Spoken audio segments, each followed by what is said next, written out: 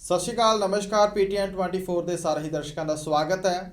ਅੱਜ ਸਾਡੇ ਨਾਲ ਸਟੂਡੀਓ 'ਚ ਜਿਹੜੀ ਹਸਤੀ ਮੌਜੂਦ ਨੇ ਉਹ ਕਿਸੇ ਜਾਣ ਪਹਿਚਾਣ ਦੇ ਮੁਹਤਾਜ ਨਹੀਂ ਨੇ ਤੇ ਤੁਸੀਂ ਸਾਰੇ ਸਰੋਤੇ ਵੀ ਲਗਭਗ ਉਹਨਾਂ ਨੂੰ ਜਾਣਦੇ ਹੋ।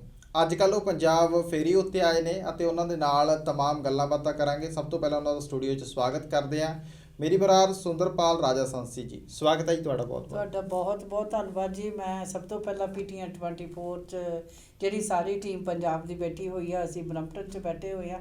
ਸੋ ਮੈਂ ਇੱਥੇ ਮੈਨੂੰ ਸੁਭਾਗ ਪ੍ਰਾਪਤ ਹੋਇਆ ਕਿ ਮੈਂ ਪੀਟੀਐਨ 24 ਦੇ ਸਟੂਡੀਓ 'ਚ ਆਈ ਹਾਂ ਅਤੇ ਆਪਾਂ ਗੱਲਾਂ ਬਾਤਾਂ ਦੀ ਸਾਂਝ ਇਹਨਾਂ ਨਾਲ ਪਾ ਰਹੇ ਹਾਂ ਜੀ। ਅਤੇ ਪੀਟੀਐਨ 24 ਦੇ ਸਾਰੇ ਹੀ ਦਰਸ਼ਕਾਂ ਸਰੋਤਿਆਂ ਨੂੰ ਮੇਰੀ ਵੱਲੋਂ ਪਿਆਰ ਭਰੀ ਨਿੱਘੀ ਜਿਹੀ ਸਤਿ ਸ੍ਰੀ ਅਕਾਲ, ਨਮਸਕਾਰ ਤੇ ਆਦਾਬ ਜੀ।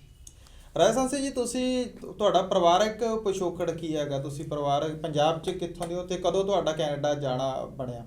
ਮੇਰਾ ਪਿਛੋਕੜ ਹੈਗਾ ਪਿੰਡ ਬੋਦਲ ਗਾਨਾ ਸਾਹਿਬ ਜੀ, ਜਿਹੜਾ ਕਿ ਦਸੂਹੇ ਤੋਂ 5 ਕਿਲੋਮੀਟਰ ਪਹਿਲਾਂ ਹੈਗਾ ਜੀ। ਉਹ ਮੇਰੇ ਪੇਕਿਆਂ ਦਾ ਪਿੰਡ ਆ। ਔਰ ਮੈਂ ਇਹ ਦੱਸਣਾ ਚਾਹੁੰਦੀ ਕਿ ਮੇਰੇ ਪਿੰਡ ਜਿਹੜਾ ਕਿਸੇ ਜਾਣ ਪਛਾਣ ਦਾ ਮੁਹਤਾਜ ਨਹੀਂ ਹੈਗਾ ਜੀ। ਉੱਥੇ ਆਪਣੇ 6ਵੇਂ ਪਾਤਸ਼ਾਹ ਧੰਨ ਧੰਨ ਸ਼੍ਰੀ ਗੁਰੂ ਹਰਗੋਬਿੰਦ ਸਾਹਿਬ ਜੀ ਦੀ ਚਰਨ ਛੋਹ ਪ੍ਰਾਪਤ ਆ ਜੀ। ਅਤੇ ਉੱਥੇ ਆਪਣਾ ਗਰਨਾ ਸਾਹਿਬ ਗੁਰਦੁਆਰੇ ਦੇ ਨਾਂ 'ਤੇ ਜਾਣਿਆ ਜਾਂਦਾ। ਔਰ ਨਾਲ ਮੈਂ ਇਹ ਦੱਸਣਾ ਚਾਹੁੰਦੀ ਆਪਣੇ ਦਰਸ਼ਕਾਂ ਨੂੰ ਕਿ ਮੇਰੇ ਪਿੰਡ ਦੀਆਂ ਮਹਾਨ ਹਸਤੀਆਂ ਡਾਕਟਰ ਮਹਿੰਦਰ ਸਿੰਘ ਰੰਧਾਵਾ, ਜਿਹੜੇ ਵਾਈਸ ਚਾਂਸਲਰ ਐਗਰੀਕਲਚਰ ਯੂਨੀਵਰਸਿਟੀ ਦੇ ਪਹਿਲੇ ਸੀਗੇ, ਉਹ ਸੀਗੇ। ਤੁਸੀਂ ਬੰਜਾਰਾ ਬੇਦੀ ਮੰਗੂ, ਉਹਨਾਂ ਦੀਆਂ ਵੀ ਕਿਤਾਬਾਂ, ਲੋਕ ਗੀਤ ਆਪਣੇ ਪੰਜਾਬ ਦੇ, ਜ਼ਰੂਰ ਤੁਸੀਂ ਉਹਨਾਂ ਬਾਰੇ ਜਾਣਦੇ ਹੋਵੋਗੇ। ਨਾਲ ਭਾਈ ਦਿਲਬਾਗ ਸਿੰਘ ਕਲਾਸੀਕਲ, ਗੁਲਬਾਗ ਸਿੰਘ ਕੀਰਤਨ ਕਰਦੇ ਸੀ, ਉਹ ਵੀ ਮੇਰੇ ਪਿੰਡ ਦੇ ਸੀ। ਚਰਨ ਸਿੰਘ ਸਫਰੀ, ਸਾਕਾ ਸਰਹੰਦ, ਨਾਮ ਕੁਮਾਰੀ ਨਾਨਕਾ, ਜਿਹੜੇ ਦੇ ਕਿ ਬੱਚੇ ਦੀ ਜ਼ੁਬਾਨ 'ਤੇ ਉਹਨਾਂ ਦੀਆਂ ਕਵਿਤਾਵਾਂ 'ਤੇ ਆਪਣੇ ਗਿਆਨੀ ਚਾਲ ਸਿੰਘ ਹੋਣੀ ਸਾਡੇ ਗੁਰਦੁਆਰੇ ਦੇ ਹੈੱਡ ਗ੍ਰੰਥੀ ਦੇ ਬਤੌਰ ਰਹੇ ਨੇ। ਅਤੇ ਮੈਨੂੰ ਬੜੇ ਮਾਣ ਵਾਲੀ ਗੱਲ ਆ। ਔਰ ਮੈਂ ਵੀ ਉਸ ਚੰਮਣ ਭੋਏ ਦੇ ਨਾਲ ਮੇਰਾ ਉਸ 'ਤੇ ਜਨਮ ਹੋਇਆ ਸੀ ਜੀ। ਸੋ ਮੈਂ ਉੱਥੇ ਸਾਨੂੰ ਇਹ ਵੀ ਦੱਸਣਾ ਚਾਹੁੰਦੀ ਹਾਂ ਕਿ ਸਾਡੇ ਪਿੰਡ ਸਭ ਤੋਂ ਪਹਿਲਾ ਜਿਹੜਾ ਸਕੂਲ ਸੀਗਾ ਨਰੋਲ ਕੁੜੀਆਂ ਦਾ 10ਵੀਂ ਤੱਕ ਸਕੂਲ ਡਾਕਟਰ ਮਹਿੰਦਰ ਸਿੰਘ ਰੰਧਾਵਾ ਜੀ ਨੇ ਬਣਾਇਆ ਸੀਗਾ ਕਿ ਲਾਗੇ 5-6 ਪਿੰਡਾਂ ਦੀਆਂ ਕੁੜੀਆਂ ਜਿਹੜੀਆਂ ਜਦੋਂ ਕਿ ਕਿਸੇ ਮੁੰਡਿਆਂ ਦੇ ਵਿੱਚ ਕੋਈ ਐਜੂਕੇਸ਼ਨ 'ਚ ਨਹੀਂ ਭੇਜਦੇ ਸੀ ਔਰ ਕੁੜੀਆਂ ਨੂੰ 5ਵੀਂ ਕਰਾ ਕੇ ਕਹਿੰਦੇ ਸੀ ਅੱਗੇ ਪੜ੍ਹਾਉਣਾ ਹੀ ਨਹੀਂ ਹੈਗਾ। ਸੋ ਸਿਰਫ ਉਹ ਨਰੋਲ ਕੁੜੀਆਂ ਦਾ ਸਕੂਲ ਹੋਣ ਕਰਕੇ ਅਤੇ ਉਹ ਸਾਡੇ ਪਿੰਡ ਵਿੱਚ ਉਹ ਕੁੜੀਆਂ ਪੜ੍ਹਨ ਆਉਂਦੀਆਂ ਸੀ। ਅਤੇ ਮੇਰਾ ਸਹੁਰਿਆਂ ਦਾ ਪਿੰਡ ਲਾਗੇ ਹੀ ਆ, ਭਾਵੇਂ ਪਿੰਡ ਕਹਿੰਦੇ ਉਹਨਾਂ ਨੂੰ, ਪਰ ਮੇਰਾ ਵਿਆਹ ਜਿਹੜਾ ਸੀਗਾ ਉਹ ਕੈਨੇਡਾ ਵਿੱਚ ਹੀ ਹੋਇਆ ਸੀਗਾ। ਕਿਚਨਰ ਵਾਟਰਲੂ ਦੀ ਧਰਤੀ 'ਤੇ ਕਿਚਨਰ ਸ਼ਹਿਰ ਆ ਉੱਥੇ।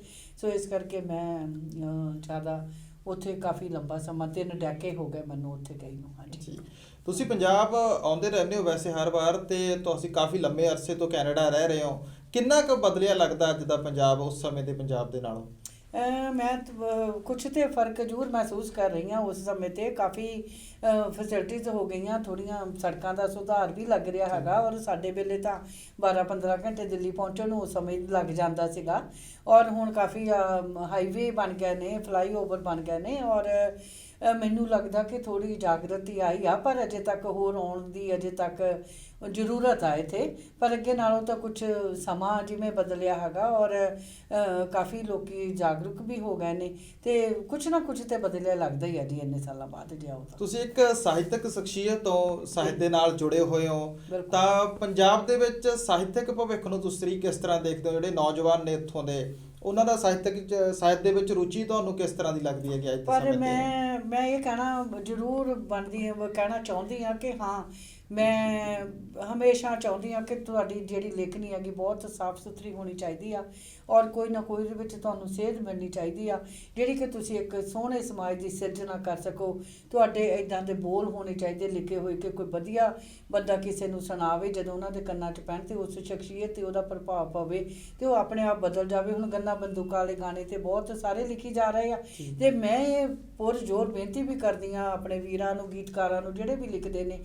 ਔਰ ਗਾਉਣ ਵਾਲਿਆਂ ਨੂੰ ਵੀ ਕਹਿੰਦੀ ਹਾਂ ਕਿ ਜੇ ਲੱਚਰ ਗਾਇਕੀ ਜਿਹੜੀ ਆ ਉਹਨੂੰ ਪ੍ਰਮੋਟ ਨਾ ਕਰੋ। ਜੇ ਕੋਈ ਲੱਚਰ ਲਿਖਦਾ ਅਤੇ ਗਾਉਣ ਵਾਲਾ ਵੀ ਉਹਨੂੰ ਮਨਾ ਕਰ ਦੇਵੇ ਵੀ ਮੈਂ ਇਹ ਗਾਣਾ ਨਹੀਂ। ਦੇਖੋ ਜੀ, ਜਿਹੜੀ ਵਧੀਆ ਆ ਮਾਂ 'ਤੇ ਗਾਣੇ ਹੋ ਗਏ, ਆਪਣੇ ਸੱਭਿਆਚਾਰ 'ਤੇ ਹੋ ਗਏ, ਵਿਰਸੇ 'ਤੇ ਹੋ ਗਏ, ਮਾਂ ਬੋਲੀ 'ਤੇ ਹੋ ਗਏ, ਸੇਵਾ 'ਤੇ ਹੋ ਗਏ। ਅਤੇ ਜਿੱਦਾਂ ਉਹ ਗਾਣੇ ਸਦਾ ਬਹਾਰ ਹੁੰਦੇ ਨੇ, ਸਦਾ ਹੀ ਅਮਰ ਰਹਿੰਦੇ ਨੇ। ਜੀ। ਇਦਾਂ ਦੇ ਗਾਣੇ ਕਦੀ ਮਰਦੇ ਜੀ, ਨਹੀਂ। ਜੀ। ਪਰ ਮੈਂ ਕਹਿੰਦੀ ਲੋਕਾਂ ਨੂੰ ਇੱਕ ਠੀਕ ਆ, ਉਹਨਾਂ ਦਾ ਵੀ ਬਿਜ਼ਨਸ ਆ, ਰੋਟੀ ਦਾ ਸਾਧਨ ਬਣ ਗਿਆ। ਉਹਨਾਂ ਨੂੰ ਵੀ ਇਹ ਗੱਲ ਲੱਗ ਰਹੀ ਆ ਕਿ ਜੀ ਅਸੀਂ ਇੱਦਾਂ ਦੇ ਹਲਕੇ ਫੁਲਕੇ ਜਿਹੇ ਗਾਣੇ ਜੀ, ਗਾਏ। ਜੀ। ਇਹਨਾਂ ਨੂੰ ਹਲਕੇ ਫੁਲਕੇ ਨੇ, ਮੈਂ ਤਾਂ ਬੜਾ ਬੇਸ਼ੁਮਾਰ ਕੀਮਤੀ ਗਾਣੇ ਕਹੂੰਗੀ ਇਹਨਾਂ ਨੂੰ, ਹਨਾ, ਜੀ। ਇਹਨਾਂ ਬੋਲਾਂ ਨੂੰ। ਔਰ ਜਿਨ੍ਹਾਂ ਦੇ ਲੋਕਾਂ ਦੀ ਨਜ਼ਰ 'ਚ ਭਾਵੇਂ ਹਲਕੇ ਫੁਲਕੇ ਹੋਣਗੇ, ਉਹਨਾਂ ਨੂੰ ਪਤਾ ਕਿ ਅਸੀਂ ਇੱਦਾਂ ਦਾ ਗਾਣਾ ਚੂਜ਼ ਕਰਨਾ ਜਿਹੜਾ ਮਾਰਕੀਟ ਵਿੱਚ ਸਾਡਾ ਵੱਧ ਵਿਕੇ ਤੇ ਅਸੀਂ ਪੈਸੇ ਬਣਾਉਣੇ ਆ। ਪਰ ਉਹ ਹੁੰਦਾ ਕਿ ਇੱਦਾਂ ਦੇ ਗਾਣੇ ਜਿਹੜੇ ਹੁੰਦੇ ਥੋੜ੍ਹੇ ਚਿਰ ਵਕਤ ਲਈ ਹੁੰਦੇ ਨੇ, ਉਹਨਾਂ ਨੂੰ ਕੋਈ 2 4 6 ਵਾਰੀ ਸੁਣ ਕੇ ਤੇ ਉੱਥੇ ਰੱਖ ਦਊਗਾ। ਜੀ, ਜੀ। ਜਿਵੇਂ ਸੁਰਿੰਦਰ ਕੌਰ, ਪ੍ਰਕਾਸ਼ ਕੌਰ ਜੀ ਸੀਗੇ, ਆਪਣੇ ਪੁਰਾਣੇ ਜਿਹੜੇ ਗਾਇਕ ਹੈਗੇ ਸੀਗੇ, ਉਹਨਾਂ ਦੇ ਗਾਣੇ ਅਜੇ ਤੱਕ ਵੀ ਬੱਚੇ ਦੀ ਜ਼ੁਬਾਨ ਤੇ ਵੀ ਆ, ਹੁਣ ਤੱਕ ਵੀ ਸੁਣ ਰਹੇ ਜੀ। ਨੇ। ਉਹ ਤੀਜੀ ਜਨਰੇਸ਼ਨ ਵੀ ਬਿਲਕੁਲ ਸੁਣ ਰਹੀ ਆ। ਜੀ। ਤੇ ਉਹ ਗਾਣੇ ਕਦੀ ਮਰਨਗੇ ਨਹੀਂ, ਉਹ ਸਦਾ ਅਮਰ ਰਹਿਣਗੇ। ਭਾਵੇਂ ਪ੍ਰਕਾਸ਼ ਕੌਰ, ਸੁਰਿੰਦਰ ਕੌਰ ਜੀ ਸਾਨੂੰ ਸਦੀਵੀ ਵਿਛੋੜਾ ਵੀ ਦੇ ਗਏ ਨੇ, ਪਰ ਉਹ ਗੀਤਾਂ ਕਰਕੇ ਸਦਾ ਹੀ ਅਮਰ ਰਹਿਣਗੇ, ਉਹ ਸਾਡੇ ਦਿਲ ਵਿੱਚ ਵਸੇ ਹੋਏ ਨੇ। ਸੋ ਇਸ ਕਰਕੇ ਮੈਂ ਕਦੀ ਸੱਭਿਆਚਾਰਕ ਹੀ ਲਿਖਦੀ ਹਾਂ ਜਾਂ ਧੀਆਂ ਨੂੰ ਸੇਧ ਲਿਖਣ ਵਾਲੇ ਮੈਂ ਗਾਣੇ ਲਿਖਦੀ ਹਾਂ। ਮੇਰੀਆਂ 2 ਕਿਤਾਬਾਂ ਆਈਆਂ ਸੀਗੀਆਂ, ਰੂਹ ਦੇ ਬੋਲ ਮੇਰੇ ਗਜ਼ਲ ਸੰਗ੍ਰਹਿ ਸੀ, ਤੇ ਦੂਜੀ ਮੇਰੀ ਕਿਤਾਬ ਸੀ ਨਾ ਧੀਆਂ ਨੂੰ ਰੋਲ, ਜਿਹਦੇ ਵਿੱਚ ਭਰੂਣ ਹੱਤਿਆ, ਦਾਜ ਦੀ ਸਮੱਸਿਆ ਤੇ ਪਰਦੇਸਾਂ ਦਾ ਦੁਖਾਂਤ ਮੈਂ ਉਹਦੇ ਵਿੱਚ ਪਾਇਆ ਸੀਗਾ। ਸੋ ਇਸ ਕਰਕੇ ਜੇ ਤੁਸੀਂ ਵਧੀਆ ਲਿਖੋਗੇ ਤਾਂ ਤੁਹਾਨੂੰ ਵਧੀਆ ਸੁਣਨ ਵਾਲੇ ਵੀ ਜੀ ਮਿਲ ਹੀ ਜਾਂਦੇ ਆ, ਮੇਰਾ ਖਿਆਲ। ਜੀ, ਤੁਸੀਂ ਵਧੀਆ ਲਿਖਣ ਦੀ ਗੱਲ ਕੀਤੀ ਹੈ, ਤਾਂ ਮੈਂ ਚਾਹੁੰਦਾ ਤੇ ਸਾਡੇ ਸਰੋਤੇ ਵੀ ਚਾਹੁੰਦੇ ਹੋਣਗੇ ਕਿ ਤੁਸੀਂ ਆਪਣੀ ਕਲਮ ਦੇ ਵਿੱਚੋਂ ਜਿਹੜਾ ਪੰਜਾਬੀ ਸਾਹਿਤ ਨੂੰ ਬੁਲੰਦੀਆਂ ਤੇ ਲਿਜਾਣ ਲਈ ਤੁਸੀਂ ਜੋ ਜੀ। ਲਿਖਿਆ, ਇੱਕ ਅੱਧਾ ਸਾਨੂੰ ਜਿਹੜਾ ਹੈਗਾ ਗੀਤ ਗਜ਼ਲ ਜੀ। ਜਿਹੜਾ ਹੈਗਾ ਜ਼ਰੂਰ ਸੁਣਾਓ। ਮੈਂ ਬਿਲਕੁਲ ਜੀ ਗੁਰਵਿੰਦਰ ਜੀ, ਤੁਹਾਡੇ ਨਾਲ ਮੈਂ ਇਸ ਗੱਲ ਤੇ ਸਹਿਮਤ ਆ। ਮੈਂ ਇਹ ਕਹਿਣਾ ਚਾਹੁੰਦੀ ਕਿ ਮੈਂ ਧੀਆਂ ਦੀ ਜੇ ਵੀ ਗੱਲ ਕਰ ਲਈਏ ਆਪਾਂ, ਤੇ ਮੈਂ ਕਹਿੰਦੀ ਹੁੰਦੀ ਧੀਆਂ ਪੁੱਤਰਾਂ 'ਚ ਕੋਈ ਫਰਕ ਨਹੀਂ, ਸਾਡੀ ਸੋਚ ਦਾ ਫਰਕ ਆ। ਜਿਹਦੇ ਨਾਲ ਆਪਾਂ ਸੋਚ ਬਦਲ ਗਏ, ਸਾਨੂੰ ਧੀਆਂ ਪੁੱਤਰਾਂ 'ਚ ਕੋਈ ਫਰਕ ਹੀ ਨਹੀਂ ਰਹਿਣਾ, ਹੈ ਨਾ। ਤੇ ਕਿਉਂਕਿ ਕਿਸੇ ਦੇ ਘਰ ਧੀ ਵੀ ਨਹੀਂ ਹੁੰਦੀ, ਕੋਈ ਬੱਚਾ ਨਹੀਂ ਹੁੰਦਾ, ਕਹਿੰਦਾ ਰੱਬਾ ਸਾਨੂੰ ਧੀ ਦੇ ਦੇ, ਸਾਡੀ ਜੱਗ ਦੀ ਸਾਂਝ ਹੀ ਬਣ ਜਾਵੇ ਕਿਤੇ। ਤੇ ਕਈ ਧੀਆਂ ਨੂੰ ਵੀ ਤਰਸਦੇ ਨੇ। ਪਰ ਅਜੇ ਤੱਕ ਜਿੱਦਾਂ ਤੁਸੀਂ ਤੇ ਇੱਥੇ ਰਹਿੰਦੇ ਆ ਪੰਜਾਬ ਵਿੱਚ, ਭਾਰਤ ਵਿੱਚ, ਤੁਹਾਨੂੰ ਵੀ ਪਤਾ ਹੈ, ਸਾਨੂੰ ਵੀ ਬਾਹਰ ਸੁਰਖੀਆਂ 'ਚ ਕਿਤੇ ਨਾ ਕਿਤੇ ਇਹ ਮਿਲ ਹੀ ਜਾਂਦਾ ਕਿ ਜਿਹੜਾ ਮੋਗੇ ਦੇ ਲਾਗੇ ਵੀ ਇੱਕ ਲੈਬੋਰਟਰੀ ਸੀਗੀ ਜਿੱਥੇ ਕਿ ਭਰੂਣ ਹੱਤਿਆ ਚੈੱਕ ਕੀਤੀ ਜਾਂਦੀ ਸੀ। ਔਰ ਉੱਥੇ ਹੁਣ ਵੀ ਕਿਤੇ ਨਾ ਕਿਤੇ ਇਹ ਜਿਹੜੀ ਕੋਹੜ ਜਿੰਨੀ ਬਿਮਾਰੀ ਜੀ ਬਹੁਤ ਜ਼ਿਆਦਾ ਇਹ ਹਲੇ ਫੈਲਿਆ ਹੋਇਆ ਜੀ। ਤੇ ਜੇ ਅਸੀਂ ਸੋਚੀਏ ਬਹੁਤ ਪਿੱਛੇ ਚਲੇ ਜਾਈਏ ਤੇ ਸੋ ਕਿਉਂ ਮੰਦਾ ਆਖੀਏ ਜਿੱਤ ਜੰਮੇ ਰਾਜਾਨ। ਤੇ ਜੇ ਗੁਰੂ ਨਾਨਕ ਦੇਵ ਜੀ ਨੇ ਇਹਨਾਂ ਧੀਆਂ ਨੂੰ ਉੱਚਾ ਚੱਕ ਦਿੱਤਾ ਤਾਂ ਸਾਨੂੰ ਫਿਰ ਉਹ ਇੱਕ ਨਾ ਆਟੇ ਵਿੱਚ ਲੂਣ ਦੀ ਡਲੀ ਵਾਂਗੂ ਹੀ ਲੱਗਦੀ ਗੱਲ ਜੀ, ਜਿਹਦੇ ਤੇ ਕੋਈ ਅਸੀਂ ਸਾਨੂੰ ਕਦੀ ਵੀ ਨਹੀਂ ਹੋਇਆ। ਮੈਂ ਇਹ ਕਹਿੰਦੀ ਹੁੰਦੀ ਹਮੇਸ਼ਾ, ਦੇਖੋ ਉਹ ਧੀ ਨੇ ਗੁਰੂਆਂ ਪੀਰਾਂ ਅਵਤਾਰਾਂ ਨੂੰ ਜਨਮ ਦਿੱਤਾ, ਜਿੱਥੇ ਉਹਨਾਂ ਦੇ ਅੱਗੇ ਸੂਫੀ ਸੰਤ ਫਕੀਰਾਂ ਅੱਗੇ ਸਾਡਾ ਸਿਰ ਝੁਕਦਾ, ਤੇ ਉਸ ਮਾਂ ਦੀ ਕੁੱਖ ਵੀ ਸੁਲੱਖਣੀ ਆ, ਉਸ ਮਾਂ ਦੀ ਕੁੱਖ ਅੱਗੇ ਵੀ ਸਾਡਾ, ਉਸ ਮਾਂ ਦੇ ਅੱਗੇ ਵੀ ਸਿਰ ਝੁਕਦਾ, ਤਾਂ ਫਿਰ ਉਹ ਪੈਰ ਦੀ ਜੁੱਤੀ ਕੋਈ ਸਿੱਧ ਤੇ ਪੱਥਰ ਤੇ ਕਿਵੇਂ ਹੋ ਸਕਦੀ ਆ ਉਹ। ਸੋ ਇਸ ਕਰਕੇ ਮੈਂ ਹਮੇਸ਼ਾ ਧੀਆਂ ਨੂੰ ਪ੍ਰਮੋਟ ਕਰਦੀ ਹਾਂ। ਮੈਂ ਕਹਿੰਦੀ ਹਾਂ ਕਿ ਜਿਹੜੀਆਂ ਧੀਆਂ, ਪਤਾ ਨਹੀਂ ਉਹਨਾਂ ਨੇ ਕਿੱਥੇ ਤੱਕ ਸਾਨੂੰ ਲੈ ਜਾਣਾ, ਪਰ ਜਾਗਰਤੀ ਤਾਂ ਬਹੁਤ ਆਈ ਆ। ਤੁਸੀਂ ਹਮੇਸ਼ਾ ਦੇਖਦੇ ਹੋ ਜਦੋਂ ਵੀ ਅਸੀਂ ਐਗਜ਼ਾਮ ਹੁੰਦੇ ਇੱਥੇ, ਸਾਡੀਆਂ ਕੁੜੀਆਂ ਦੇ ਸਭ ਤੋਂ ਵੱਧ ਨੰਬਰ ਹੁੰਦੇ ਆ। ਜਿੰਨੀਆਂ ਮੱਲਾਂ ਕੁੜੀਆਂ ਮਾਰਦੀਆਂ ਹੈ ਨਾ, ਇਹ ਕਈ ਵਾਰੀ ਮੁੰਡੇ ਉਹਨੇ ਨੰਬਰ ਵੀ ਨਹੀਂ ਲੈ ਸਕਦੇ। ਤੇ ਜਦੋਂ ਵੀ ਕਿਤੇ ਰਿਜ਼ਲਟ ਆਉਂਦਾ ਤੇ ਕੁੜੀਆਂ ਦੀ ਅਖਬਾਰ ਨਾਲ ਫੋਟੋ ਭਰੀ ਹੁੰਦੀ ਹੈ ਨਾ, ਕਿਤੇ ਤੱਕ ਆਪਣੀਆਂ ਧੀਆਂ ਪਹੁੰਚ ਗਈਆਂ। ਇੱਕ ਵਾਰੀ ਆਉਣ ਤਾਂ ਦਿਓ ਜਾ ਕਿਤੇ ਧੀਆਂ ਨੂੰ, ਹੈ ਨਾ। ਤੇ ਭਰੂਣ ਹੱਤਿਆ ਤੇ ਤੁਸੀਂ ਹਾਂਜੀ ਬਿਲਕੁਲ ਜੀ, ਮੈਂ ਤੁਹਾਡੇ ਨਾਲ ਜ਼ਰੂਰ ਸਾਂਝੀ ਕਰਦੀ ਹਾਂ ਜੀ। ਮੈਂ ਕਿਉਂਕਿ ਇਹ ਵੱਡੀ ਸਮੱਸਿਆ ਸਾਡੇ ਸਮਾਜ ਦੀ, ਬਿਲਕੁਲ ਜੀ ਬਿਲਕੁਲ, ਮੈਂ ਬਹੁਤ ਜ਼ਿਆਦਾ, ਬੇਸ਼ੱਕ ਇਹਦੇ ਲਈ ਪ੍ਰਚਾਰ ਵੀ ਕੀਤਾ ਜਾ ਰਿਹਾ ਹੈਗਾ, ਪਰ ਫਿਰ ਵੀ ਜਿਹੜੀ ਹੈਗੀ ਹੈ ਅਲਾਮਤ ਜਿਹੜੀ ਹੈਗੀ ਹੈ ਪੰਜਾਬ ਦੇ ਮੱਥੇ ਤੋਂ ਪਿੱਛਾ ਨਹੀਂ ਛੱਡ ਰਹੀ। ਬਿਲਕੁਲ ਜੀ, ਮੈਂ ਇੱਕ ਭਰੂਣ ਹੱਤਿਆ ਤੇ ਟੱਪੇ ਲਿਖੇ ਸੀ ਜੀ ਪਹਿਲਾਂ, ਉਹ ਸਾਂਝੇ ਕਰਦੀ, ਤੁਹਾਡੇ ਨਾਲ ਹੋਰ ਕਵਿਤਾ ਧੀਆਂ ਤੇ ਸਾਂਝੀ ਕਰਾਂਗੇ ਜੀ। ਮੈਦਾਨੀਆਂ ਬਾਪੂ ਸਾਨੂੰ ਆ ਲੈਣ ਦੇ, ਅਸਾਂ ਆਪਣੀ ਹੀ ਕਿਸਮਤ ਖਾਣੀਆਂ, ਫੀਤਾ ਬਾਪੂ ਤੇਰਾ ਤਨ ਜਿਗਰਾ ਜਿਨੇ ਜੰਮਣ ਤੋਂ ਪਹਿਲਾਂ ਹੀ ਵਿਦਾ ਕੀਤਾ, ਲੋਈ ਮਾਏ ਤੈਨੂੰ ਬਰਜ ਰਹੀ ਰਖੜੀ, ਬਨੂ ਨਾ ਵੀਰੇ ਦੇ ਹੁਣ ਕੋਈ, ਆਰੀ ਲੋਕੋ ਹੁਣ ਹੋਸ਼ ਕਰੋ, ਕਿਉਂ ਗਈ ਏ ਤੁਹਾਡੀ ਮੱਤ ਮਾਰੀ, ਸ਼ੈਣੇ ਬਾਪੂ ਧੀਆਂ ਤੇਰਾ ਦੁੱਖ ਵੰਡਣਾ ਪੁੱਤਾਂ ਗਿਣ ਗਿਣ ਬਦਲੇ ਨੇ ਲੈਣੇ ਚਾਵਾਂ